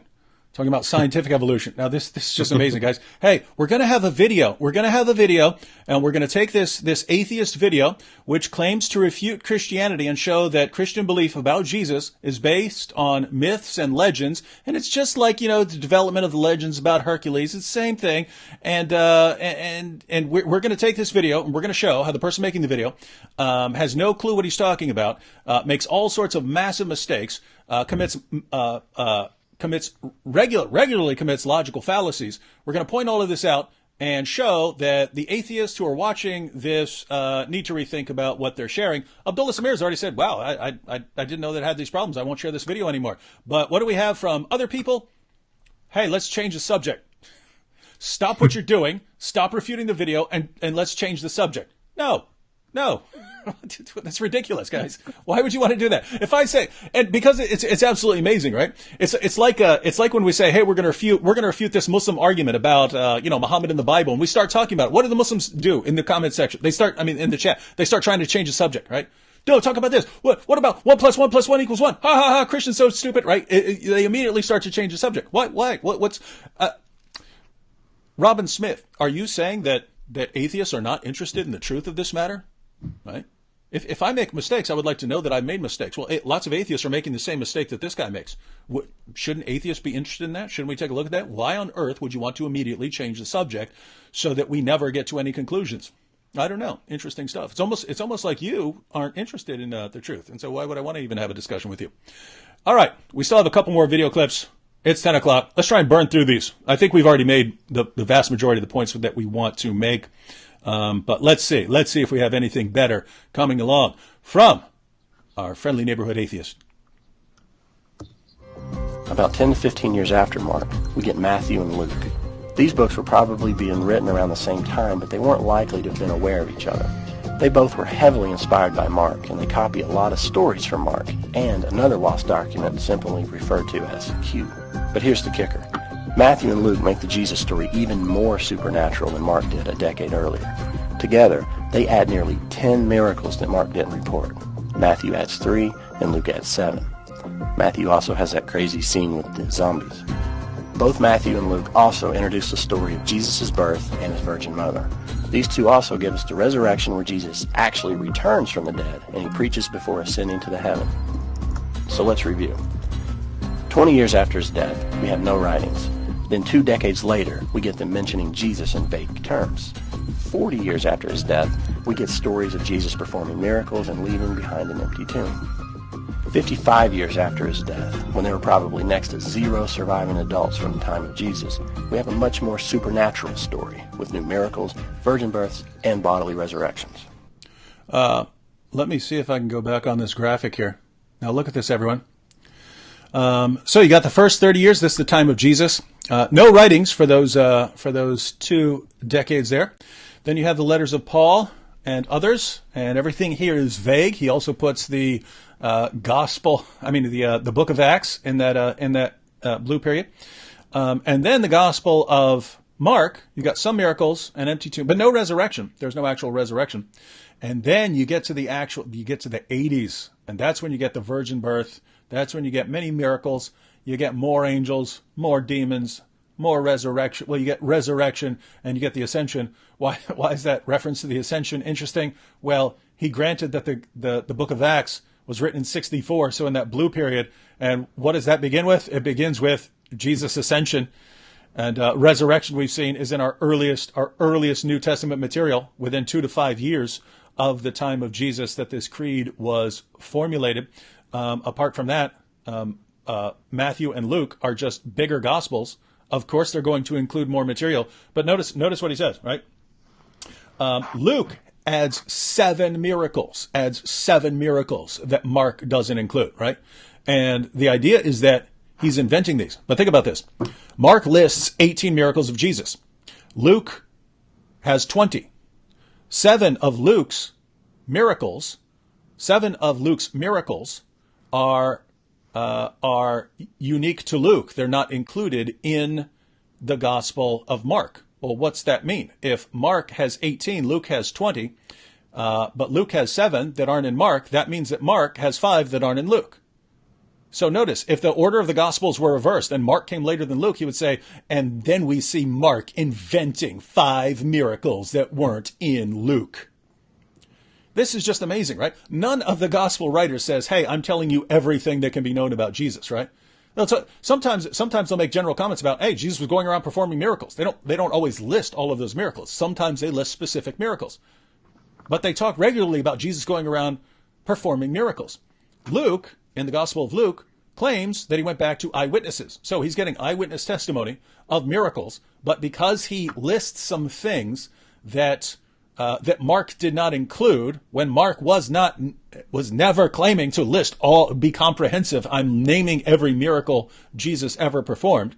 because he doesn't. You see this? This is clearly being embellished here. So do you see how this entire video is a mixture of misinformation, outright distortion, and very bad logic, very bad reasoning, very poor reasoning? Why is this so why are these the popular videos among many atheists?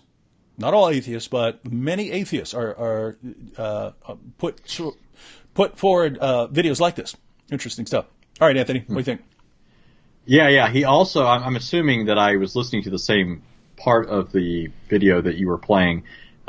Did you also include in what you just played his reference to the fact that Matthew and Luke come after and mention the virgin birth, and it's absent from Mark? Mm-hmm. Now, what's funny about this, if you're assuming Mark in priority, and you say Matthew and Luke come along later, and they add detail that is, in this case, he's assuming they're adding a detail that Mark wouldn't have agreed with, mm-hmm. right? Just because Mark doesn't mention it. Mm-hmm. But if we're going to assume Mark in priority and make observations about the differences, that we don't necessarily have sufficient premises to infer something from, what's funny is that you could actually turn this entire reasoning on its head. Because notice, when you get to Matthew and Luke, you have it begins with Jesus' conception, right? They take us all the way back to Jesus' conception. But when you look at Mark's gospel, it doesn't record the virgin birth, but it doesn't record Christ's birth at all. Mm-hmm. What happens in Mark's gospel is Jesus suddenly appears in the first chapter, mm-hmm. and he's coming to be baptized.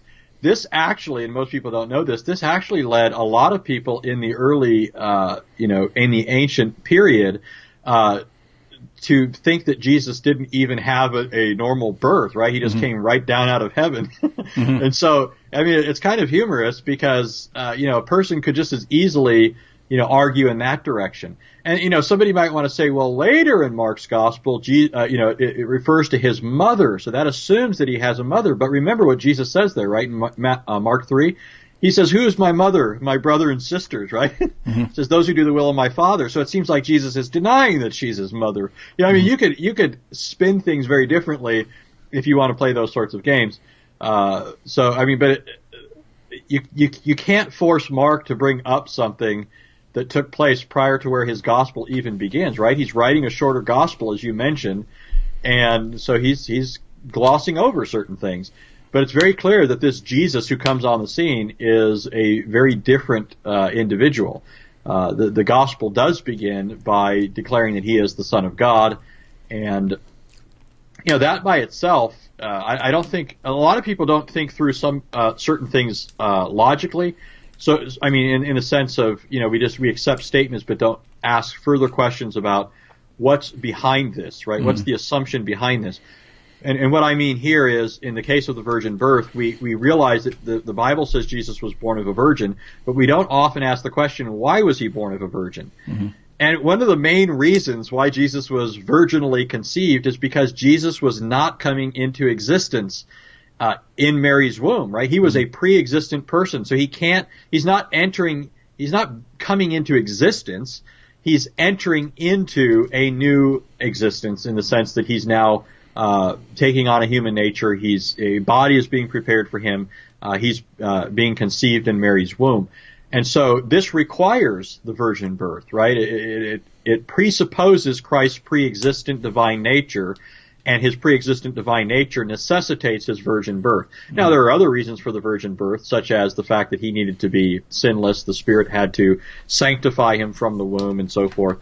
But my point is that for Jesus to come on the scene, even in Mark's gospel, and be portrayed as the Son of God, and by the way, he doesn't really talk about Christ's deity much, but he does at least speak in terms of his supernatural character, right? This comes along later, but when you read Mark's gospel, it's clear that he's not only a supernatural figure performing divine wonders, but he's also a supernatural person, right? He's the divine Son of God.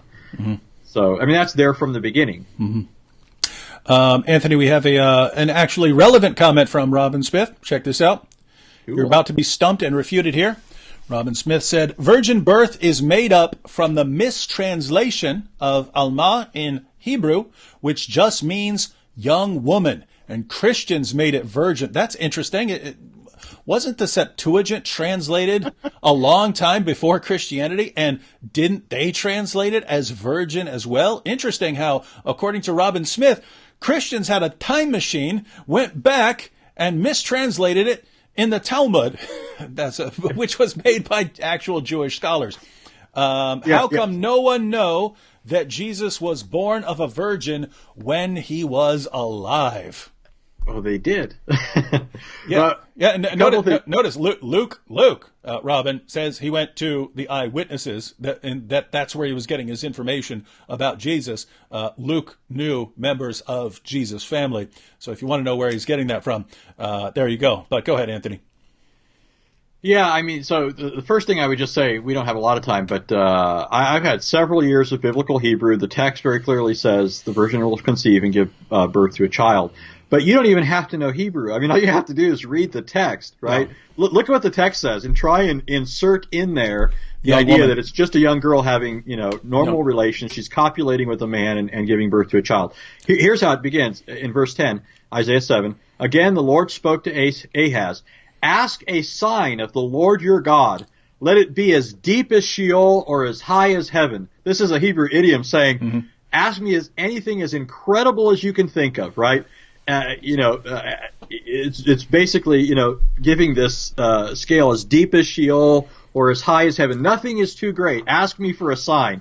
And then, and the sign pertains to, other events that are being spoken of in the chapter. God is reassuring Ahaz.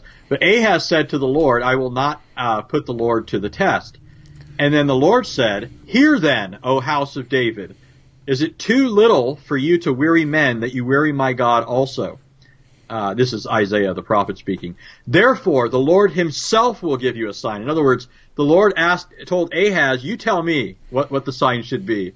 And Ahaz says, I'm not going to, he's trying to be pious at this point. I'm not going to put you to the test. And God says, well, then I'll give you the sign, right? And then it says, behold, the virgin shall conceive and bear a son. Now just put in there, a woman's going to give birth to a child. I mean, really? I mean, right?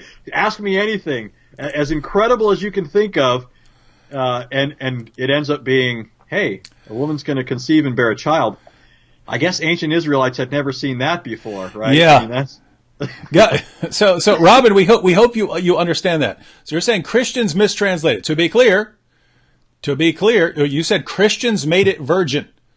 The Septuagint was translated a long time before there were any Christians, and they translated it in the same way. They translated it as virgin. That was it. That was the Old Testament translated into Greek. So actual Hebrew scholars translated it that way. That's how the passage was understood. That's how the passage was understood by the early Christians. You're claiming that, it's just a mistranslation. It should be translated as young woman. Anthony's pointing out that here's what's going on. God is saying, I'm going to give you a sign, anything you want. I said, no, don't, I'm not going to demand that sort of thing. God says, well, fine, then I'll give you a sign that's really going to blow your mind. And according to you, what God says there is, I'm going to give you a sign that's going to blow your mind. A young woman's going to conceive and bear a son.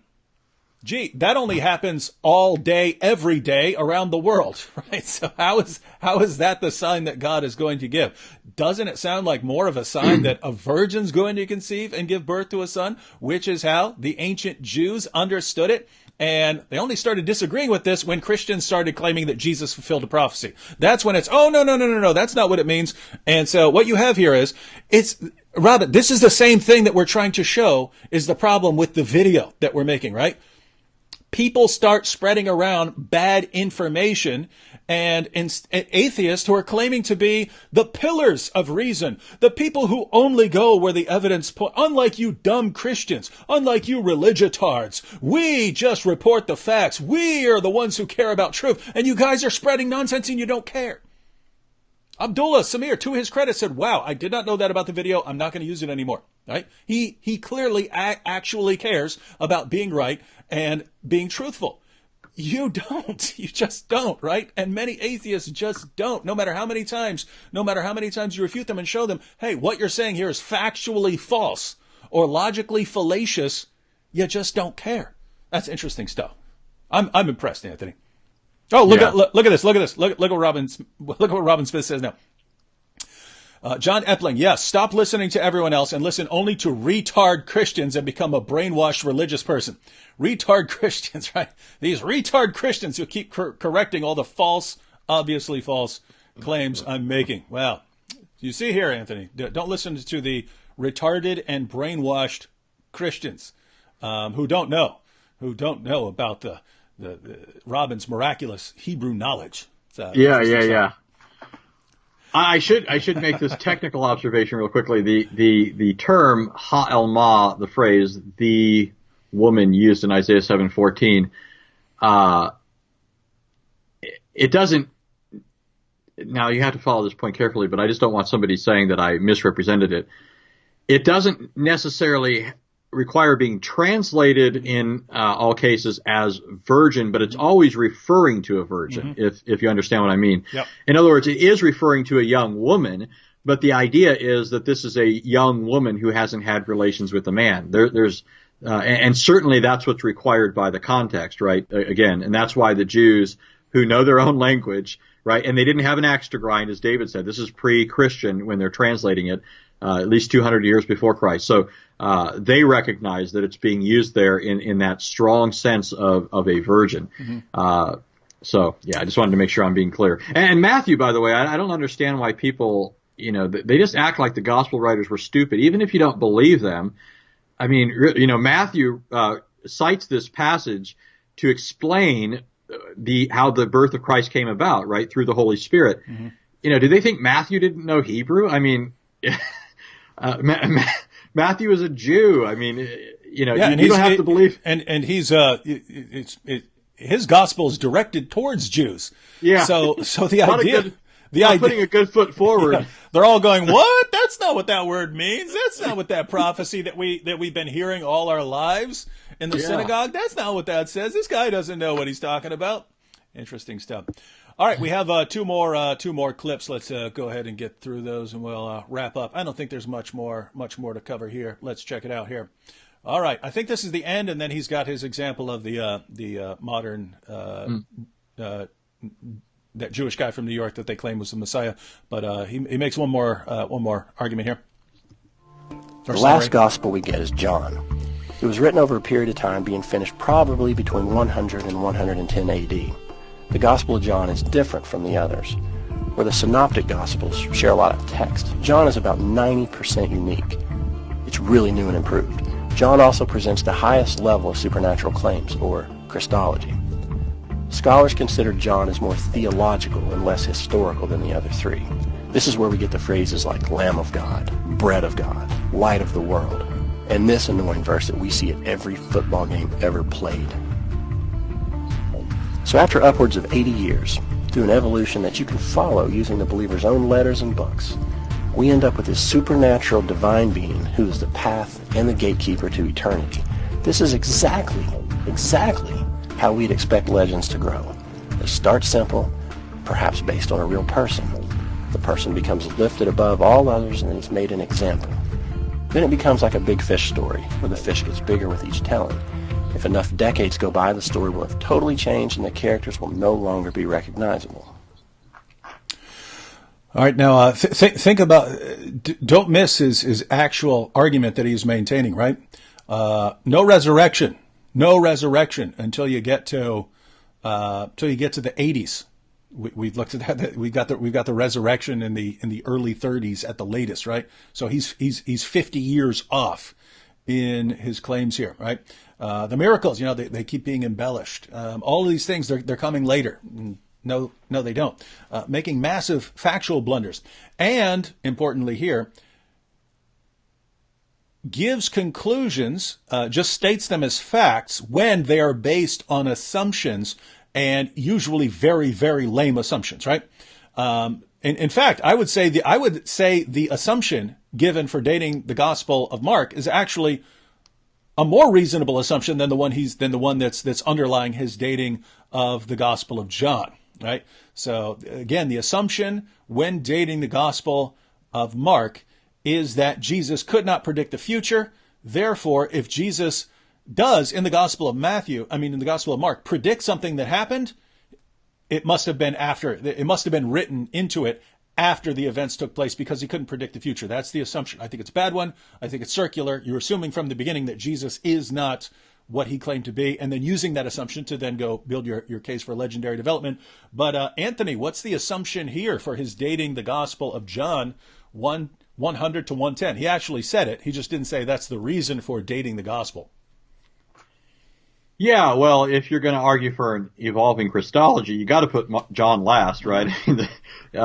Because now it's not as though the other Gospels don't present Christ as a divine person, but they do so in a way that is different than John's. That is, John focuses on different things, and he brings it out in different ways.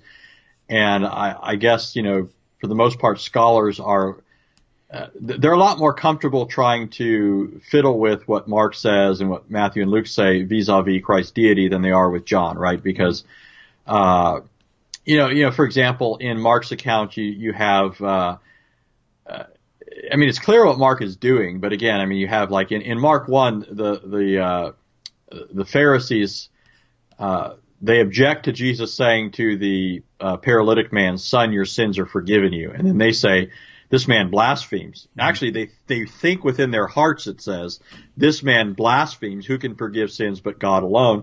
And then Mark says, "But Jesus, knowing their thoughts, said to them," which is easier to say, right?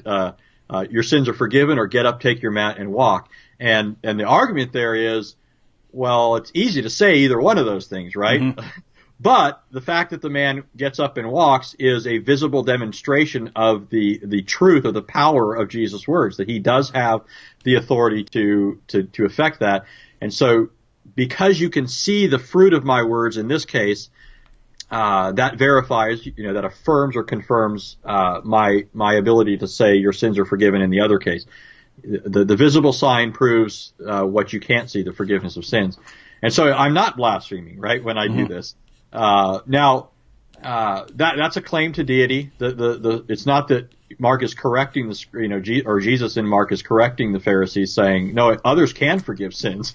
No, Jesus is saying, no, I'm not blaspheming because I do have the authority to do this, and I have the authority to do this because I am, God who alone can forgive sins. But when John does, John just comes right out of the chute, right?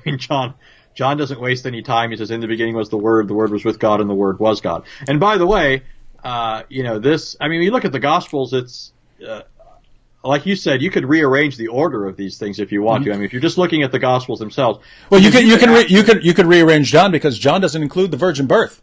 So it must have been before Matthew and Luke, following this evolutionary development theory, because, when one includes something that is left out of another, it must have come later. Yeah, that's the reason. I would say you could start with John, because after all, that John starts in eternity, right? Mm-hmm. John starts, in the beginning was the Word was with God. Then you go to Matthew and Luke, because they're dealing with his incarnation, his conception. And then you, after Matthew and Luke, you go to Mark, who begins with Christ's baptism and public ministry, right? That's not really the order I think they're written in, but like you said, if you're going to play these games, you can play them any number of ways. Mm-hmm. But most scholars think that John's gospel is more overt than the others, at least, and so for that reason ought to be placed later. Mm-hmm. But the problem, if this show was about that, I could argue that every single book of the New Testament was written before AD 70, mm-hmm. and just completely wipe off their entire attempt to string these accounts in a certain chronology and then argue for an evolution based on that. Mm-hmm. That would be very difficult to do once you really take into account what these documents say. But just think about it. All of the Pauline epistles have to have been written before AD 70, right? Mm-hmm. All of his genuine epistles, at least, maybe somebody will want to say this isn't one of his epistles or that, but they have to have all been written before AD 70 because mm-hmm. Paul died before AD 70. Mm-hmm. He died in the Neronian persecution. Peter's genuine epistles would also have to have been written before AD 70 because he also died in the Neronian persecution. The book of James has to have mm-hmm. predated the destruction of Jerusalem because he died before AD 70. On and on I could go. The mm-hmm. author of Hebrews was obviously writing before AD 70 because his whole argument is, mm-hmm. hey, look, you Jewish Christians, don't go back to Judaism, because some of the Jewish Christians are being tempted to go back to that as they see everything continues on even after Jesus died and rose again, and the apostles are proclaiming in Jesus the fulfillment of the temple system in the Old Covenant. But they see all these things still going on, and so some of them are being tempted to go back to all of that. And so the author of Hebrews makes this entire argument saying, no, Jesus is better than all of that. Jesus fulfills all these things. Those were just types and shadows. But you know what the author of Hebrews could have said if the temple had been destroyed? What are you guys, stupid? Mm-hmm. There is no temple. What are you going back to? There's no priesthood. There's none of that. And the author of Hebrews actually does say in Hebrews 8 at the end of the chapters, he says, the God has established a new covenant, rendering the former one obsolete, and what has been rendered obsolete is about to disappear. So the author explicitly refers to the fact that all of that is about to disappear. But the whole point is, it hasn't disappeared yet, not literally in the sense that the temple's still standing, the priests are still officiating at the temple. But I mean, my point is just you could keep this up throughout the entire New Testament, and you could argue that every single book of the New Testament was written prior to AD 70. Mm-hmm. But we don't need that, right? I mean, he's already given that enough to us when he grants that Acts was written in AD 64. That already pushes Matthew and Luke before the book of Acts, before AD 64, which pushes Mark before that, puts it into the 50s, which makes Mark's gospel contemporaneous with Paul, right? Mm-hmm. And so all those things that he's saying Paul's not talking about become superfluous, not only in light of the fact that Paul's writing occasional letters that are addressing particular questions and issues that arise in the church, but because there's already a gospel out there, right? I mean, Paul's like, he already knows. Besides that, though, I mean, it's not as if Paul's writing to churches he didn't already preach to. He preached to these churches. They had a foundation in the gospel. They knew what happened. And so, and moreover, we didn't even mention this, but what is often also overlooked is the fact that there were prophets functioning in the early church. Before the apostles had finished the writing of Scripture, there were prophets functioning in the churches that were shoring up that gap, right? The gap between the events of what happened, what Jesus said and did, and the composition of the New Testament. The prophets are there proclaiming the truth of Christ whenever the apostles aren't there, or even alongside the apostles in the case where they're both in the same locations. So, I mean, there's just a lot of things that are overlooked in all of this. But back to John. John's gospel has very clear evidence for its composition prior to AD 70. Mm-hmm. The mistake that a lot of people, well, I don't want to get into all that. There's a lot that could be said arguing for a pre-AD 70 date. It's sufficient simply to point out, though, that John himself speaks of Jerusalem as presently intact, of the temple as a present tense reality at the time he's writing his gospel in John chapter 5, verse 2. In John 5, verse 2, he refers to Jerusalem, to the sheep gate, and to the pool that are in Jerusalem, and he refers to it in the present tense. And that wasn't there 70. That wasn't there after 70. It was wiped out in AD 70, and a couple things have to be remembered. First of all, I think some people would probably say, oh, well, maybe John is just doing this to make people think he was writing before AD 70. But John has no, he doesn't know that 2,000 years later, people are going to be arguing about the date of his book. Unless you think he's a prophet, right? They don't want to grant that, do they? Mm. and they can't say, well, yeah, he's trying to make it look like he's writing before so that he can say that these things that Jesus predicted came to pass. But remember, John doesn't include the Olivet Discourse, right? He doesn't include those sorts of things in his account. So you just don't really have a good argument for why John would do that, right? Mm-hmm. He's not trying to answer critics 2,000 years in the future. He's simply writing the gospel, and he speaks of Jerusalem casually. I mean, it's a passing remark, right? I mean, it's not like John stops and says, "Oh, by the way, guys, this Jerusalem's still standing." Mm-hmm. No, what he does is he's talking about a place where Jesus performed a miracle, and he says there is in Jerusalem a sheep gate, right? And then he tells about an event that took place there in the past, but he writes about the location as though it's still there in the present. Mm-hmm. And besides that, if the author of the gospel wasn't somebody who was familiar with Jerusalem, he wouldn't have known about that. After the fact, remember, the Romans completely level out everything, and people aren't able to go. It's not like people in the post AD 70 era in the early centuries would be able to know about these things We know about things now through archaeology, and actually that pool has been discovered, right? And so we know about it now, thousands of years later, through archaeology. How is somebody writing in the 1st or 2nd century? How is that person familiar with it, unless he was native to Jerusalem and indeed was writing at the time? So, anyways, yeah. So, just to be clear, everyone, the gist here is to give a date of 100 to 110, right?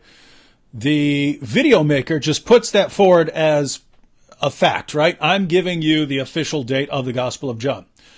There is precisely one reason to date the Gospel of John that late, and that is that John is giving sort of a more sophisticated theological discussion, right? In his gospel. He's explaining things in ways that the other gospel writers don't always explain, although you can always find them there. You find all of the exact same doctrines that John has in the synoptics as well.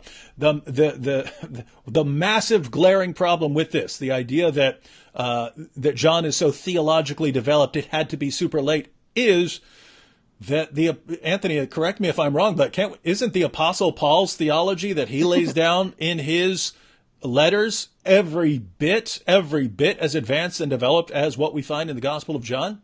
Yeah, I was just thinking I had overlooked something as big as that. I was thinking that too. I was like, how did he just forget that? yeah. But I'm thinking, Paul is remember the video presents Paul as the earliest writer, and it puts everything else later. Paul is already proclaiming the absolute deity of Christ in his epistles, right? In Romans 9:5, Paul says that Jesus is God over all, forever praised. Mm-hmm. In Titus 2:13, he refers to Jesus as our great God and Savior.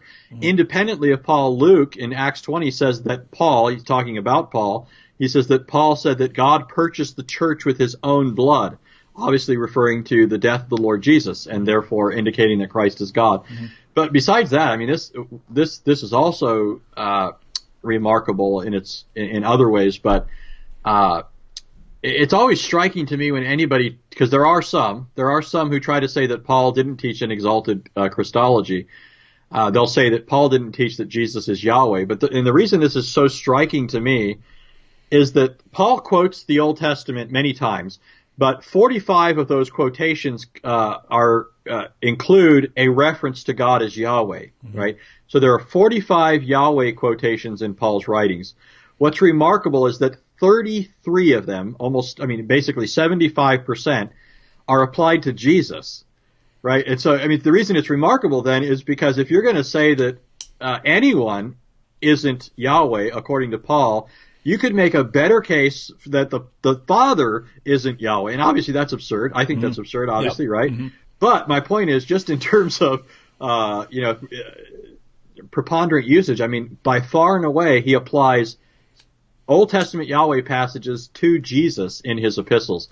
And that's just, that's stunning. Here you are, an Orthodox Jew, right, who was so adamant about Judaism that he wanted to persecute and kill Christians, and here he is, just 20 years in his writings, but even before that, right, in his mm-hmm. sermons and his preaching and his missionary labors, proclaiming that a guy who is just hanging on a this is just, I don't think people really understand the fierceness of Judaism in the first century, and particularly of Paul, right? They had been pretty well worn down with their idolatry, right? In previous, because of their idolatry on numerous occasions, God sent them into captivity, subjected them to various pagan powers.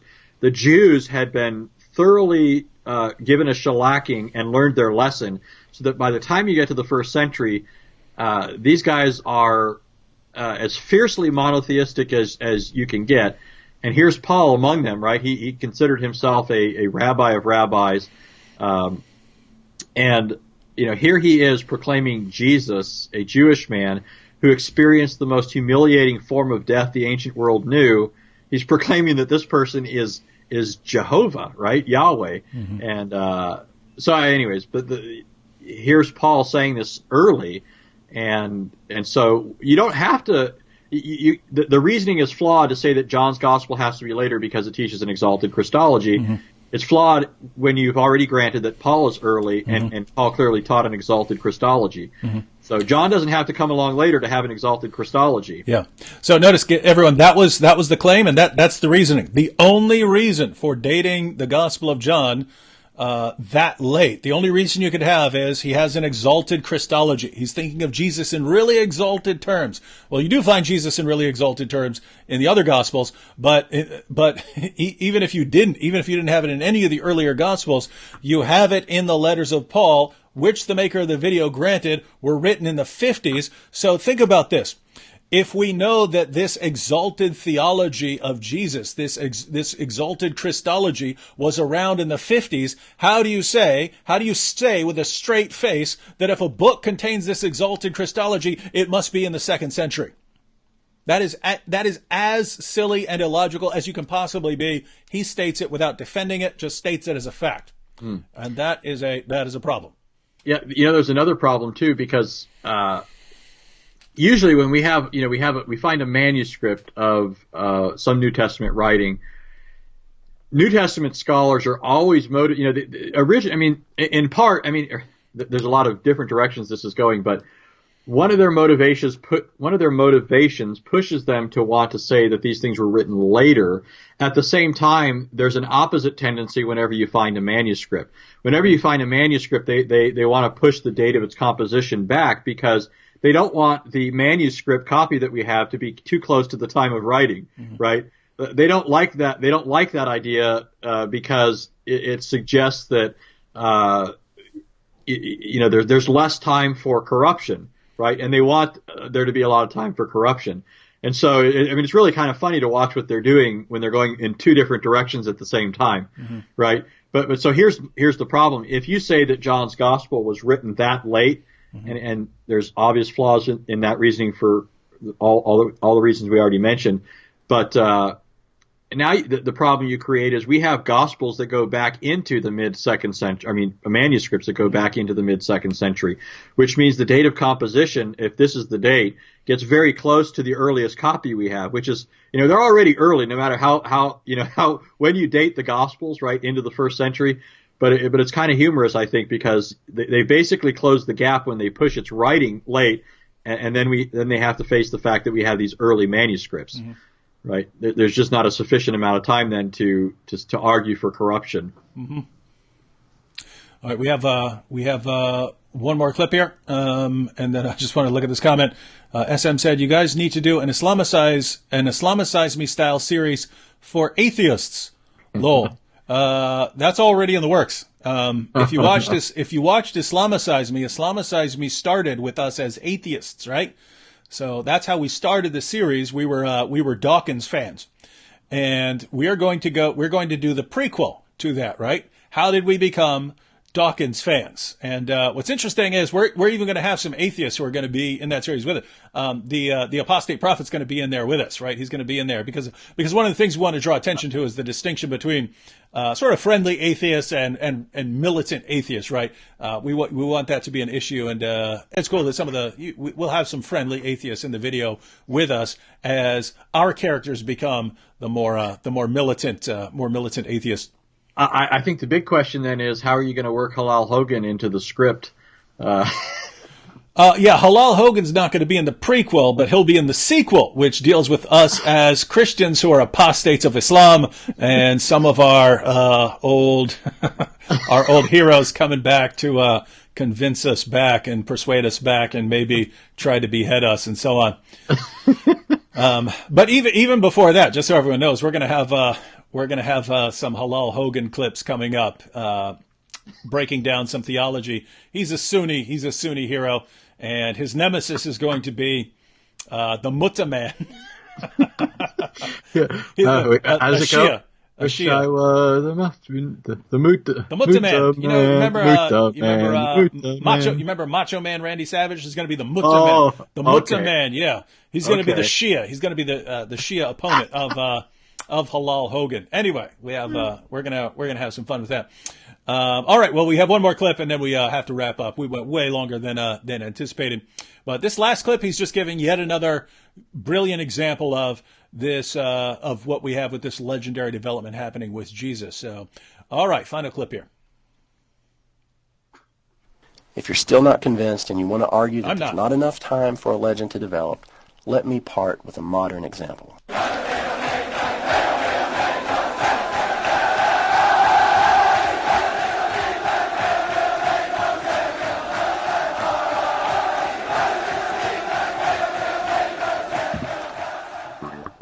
This is Menachem Mendel Schneerson, also known as a Lubavitcher Rebbe, or the Rebbe. He was a prominent Hasidic rabbi of the Chabad Lubavitch movement of Orthodox Jews in New York City. Now, some Jews from this sect believe that he is the Jewish Messiah, and they spend all kinds of time promoting him as such. Here's the problem. He died in 1994. So now they believe he will return as the Messiah. But others believe he's merely hidden, meaning he's here, but we just can't see him. This is actual video footage of these Hasids praying and celebrating with him. That's him in the empty chair. That is today, folks, right now. But we have the internet and space shuttles and ever-expanding understanding about how the universe works, but this can still happen. And so this is my question to Christians. What makes you so arrogant to think that this could not have happened in primitive and illiterate Palestine? Okay, so notice it's, hey, there are Jews who believe that this guy's the Messiah, and they believe that he's somehow hidden but spiritually present now. If that could happen now, why couldn't it happen in the first century? But that's not what you're claiming happened, right? You're talking about people going out and claiming that Jesus, who was publicly executed, died on the cross and rose from the dead, and then appeared physically to a number of people, including more than 500 people at one time. And it wasn't saying, he was invisible. He appeared, but he was invisible, like these guys apparently think, right? He's actually walking among them and talking to them and so on over a period of 40 days, and then ascends in front of them, so on. So very different from saying, hey, we believe this guy is somehow spiritually present, right? That happens all the time, right? That happens all the time. People believing that some new figure is the Messiah, right? That was happening during the lifetime of Jesus, right? There were other people that were claimed to be the Messiah, and you can develop beliefs like that very easily. But Jesus claimed the beliefs about Jesus. It was, here are the things he said, and here are the witnesses who know that he said these things. Here were we gathered these from eyewitnesses. And how do we know that this was true? Well, because of the miracles he performed and because he rose from the dead. And in order to make it sound like this is all false, our atheist friend here has to say, oh no, these things came much later. The belief in his resurrection came much later. The belief in all these things came much, much later. Total, utter nonsense. He has massacred basically in every clip we watch. He either had multiple logical fallacies, multiple factual errors, and so on. And that's what you need to do. That's what you need to do in order to make it sound like we just don't have good evidence for this. When if you actually look at the evidence, what do you find? This was the Christian belief from its earliest stages. So once you know the actual facts, namely that the earliest Christians were convinced that Jesus died on the cross for sins, rose from the dead, and appeared to Peter, to James, to all of the apostles, and to more than 500 people at one time, how do you explain that? How do you account for that? How do you explain that away? It's not through, legend is not on the table. Legend is not on the table as an explanation. How are you going to explain it? You have to say some sort of mass hallucination or something like that. Well, guess what? That doesn't happen. Not in this way. Not in terms of seeing someone physically present and everyone seeing the same thing, right? A hallucination by definition is something that's in your mind. If I see Anthony here and none of you see him there, well, that's probably a hallucination. It's something in my head. If we all see Anthony here, sounds like Anthony is actually here. Because if I were hallucinating, if I had a mental problem and I was hallucinating, then when I see Anthony and I said, look, Anthony, and the rest of you don't see him, you would not see him because you're not seeing my hallucination. That hallucination is in my mind, right? If a bunch of people are all seeing Jesus at the same time after he died on the cross, and they're seeing him and he's there again, How do you explain that? Sadly, the response that we had from an atheist right here is to completely misrepresent and distort the evidence, to make it look like this belief came along decades later and not and that it wasn't there from the earliest stages. But notice there's a positive there, right? If atheists, after all the time they've had to really attack the resurrection, have to do it like this. They have to do it like this. Hey, we're just going to completely misrepresent the facts, misrepresent the dates, include all these assumptions that we can't possibly defend, but we won't state them as assumptions because we know that most people are not going to look up these things. They're just going to believe what we're saying here. If that's what you have to do to deny the resurrection, why? Why wouldn't you have an actual good argument against the resurrection? Why wouldn't you be able to say, here's the actual data, here are the actual facts, here are the actual dates that scholars agree on. This is the actual evidence, and now we're going to argue against it based on the facts that we actually know. Why can't they do that? Why does it almost always have to be a massive misrepresentation of the actual data? Makes me think that when the actual data is on the table, you just don't think you have a good case. And so you have to distort it to make it sound like we don't have a good case. That's what I think. All right. Final thoughts, Anthony? Yeah, well, one quick thing about his appeal to the Lubavitcher sect of Judaism.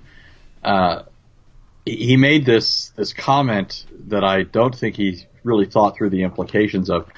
Ordinarily, the way skeptics and atheists want to argue, and this he did bring up part of this, but they want to say that people at the time of Christ were primitive, pre-scientific, and so they were, credulous. They were given to believing miracles, that sort of thing. They didn't really know how nature worked and all that kind of stuff. They don't know what death was. They're dumb.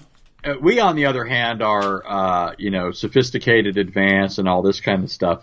Although, there are some ways in which it's quite obvious that we're not very advanced, right? Like people a few hundred years ago could walk out into certain situations and know how to survive in those situations. We'd get out there and we'd be completely lost, right? Oh my gosh, where's my cell phone?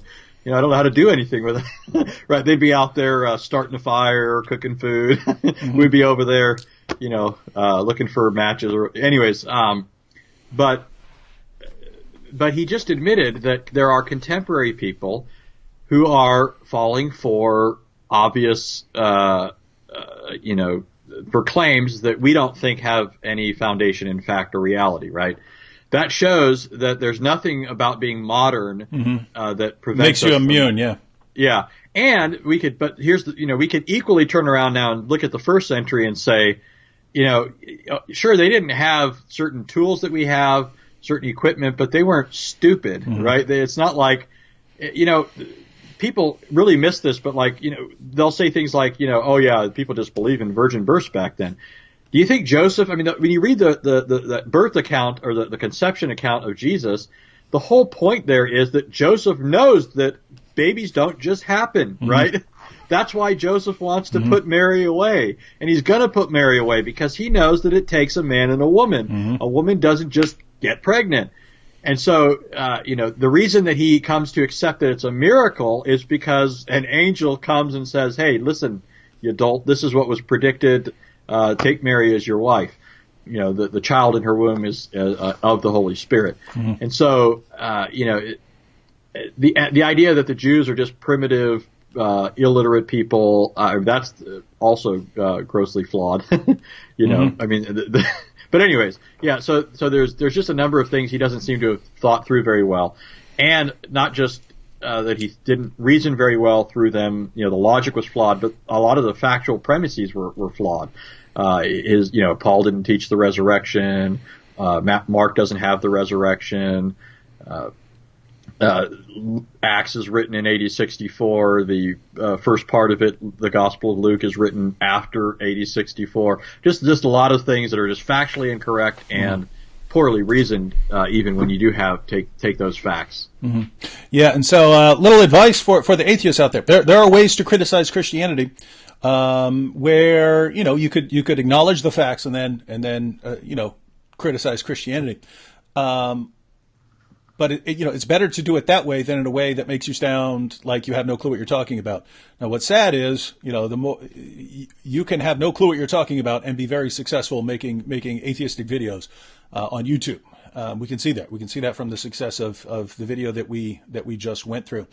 But you know, if you guys are the ones shouting from the rooftops that you are the people of facts and reason and evidence and logic, it's very strange that pretty much every video I watch from your camp makes huge blunders, and blunders that any atheist in the comments section or the atheists who are making the videos could easily go through and say, wait a minute, we are the people of facts and logic and reason here. We shouldn't be making these mistakes. Let's correct these errors.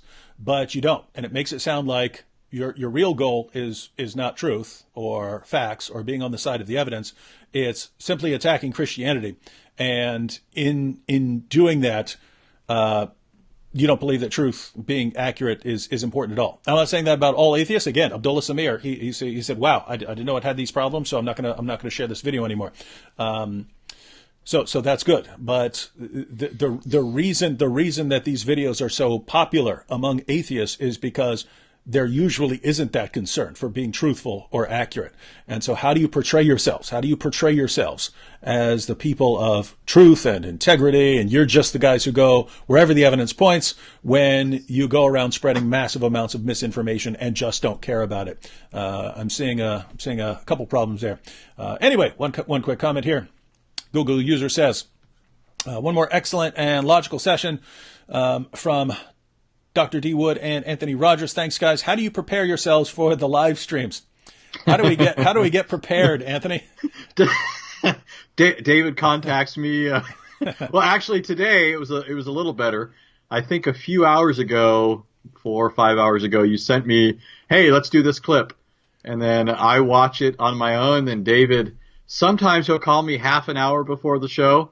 Sometimes he calls me 15 minutes before the show. Mm-hmm. Sometimes he calls me 5 minutes before the show. Yep. And then those 5 to 15 minute periods are often spent. Oh, hold on, I got to go to the restroom. Yep. Or hey, I need some water. Hey, I got to put some pants on. I got to get my headphones. Yeah. And sometimes David's texting me because I decide I'm going to run to the store real quick because I have no idea. I usually expect David to call me at like 7:30. But on occasion he hasn't, so I'll think sometimes at like 7:20, oh gosh, I wish I could go to the store real quick for this. And then I'll say, I'm gonna run to the store, and then David will decide to text me, where are you at? Yeah. Come on, I'm trying to get on here. Yeah. And so, most of the, it's basically one of us will come up with a topic, usually some sort of video clip or something like that we say, hey, here's a good video clip to address.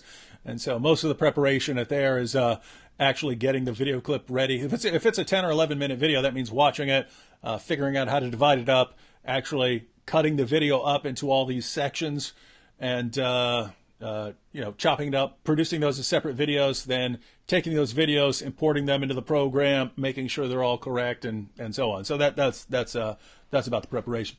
All right. Well, thank you everyone for joining us. Again, I will be live tomorrow, but it's on Abdullah Samir's YouTube channel. So he'll be interviewing me over on his channel. The link is in the description box, so you can go over there and get a notification now.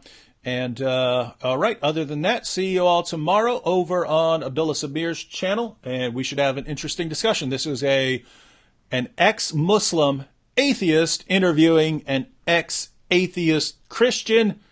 Always good material for discussion. So see you then. That will be, I believe, at 7 o'clock Eastern time tomorrow on that channel.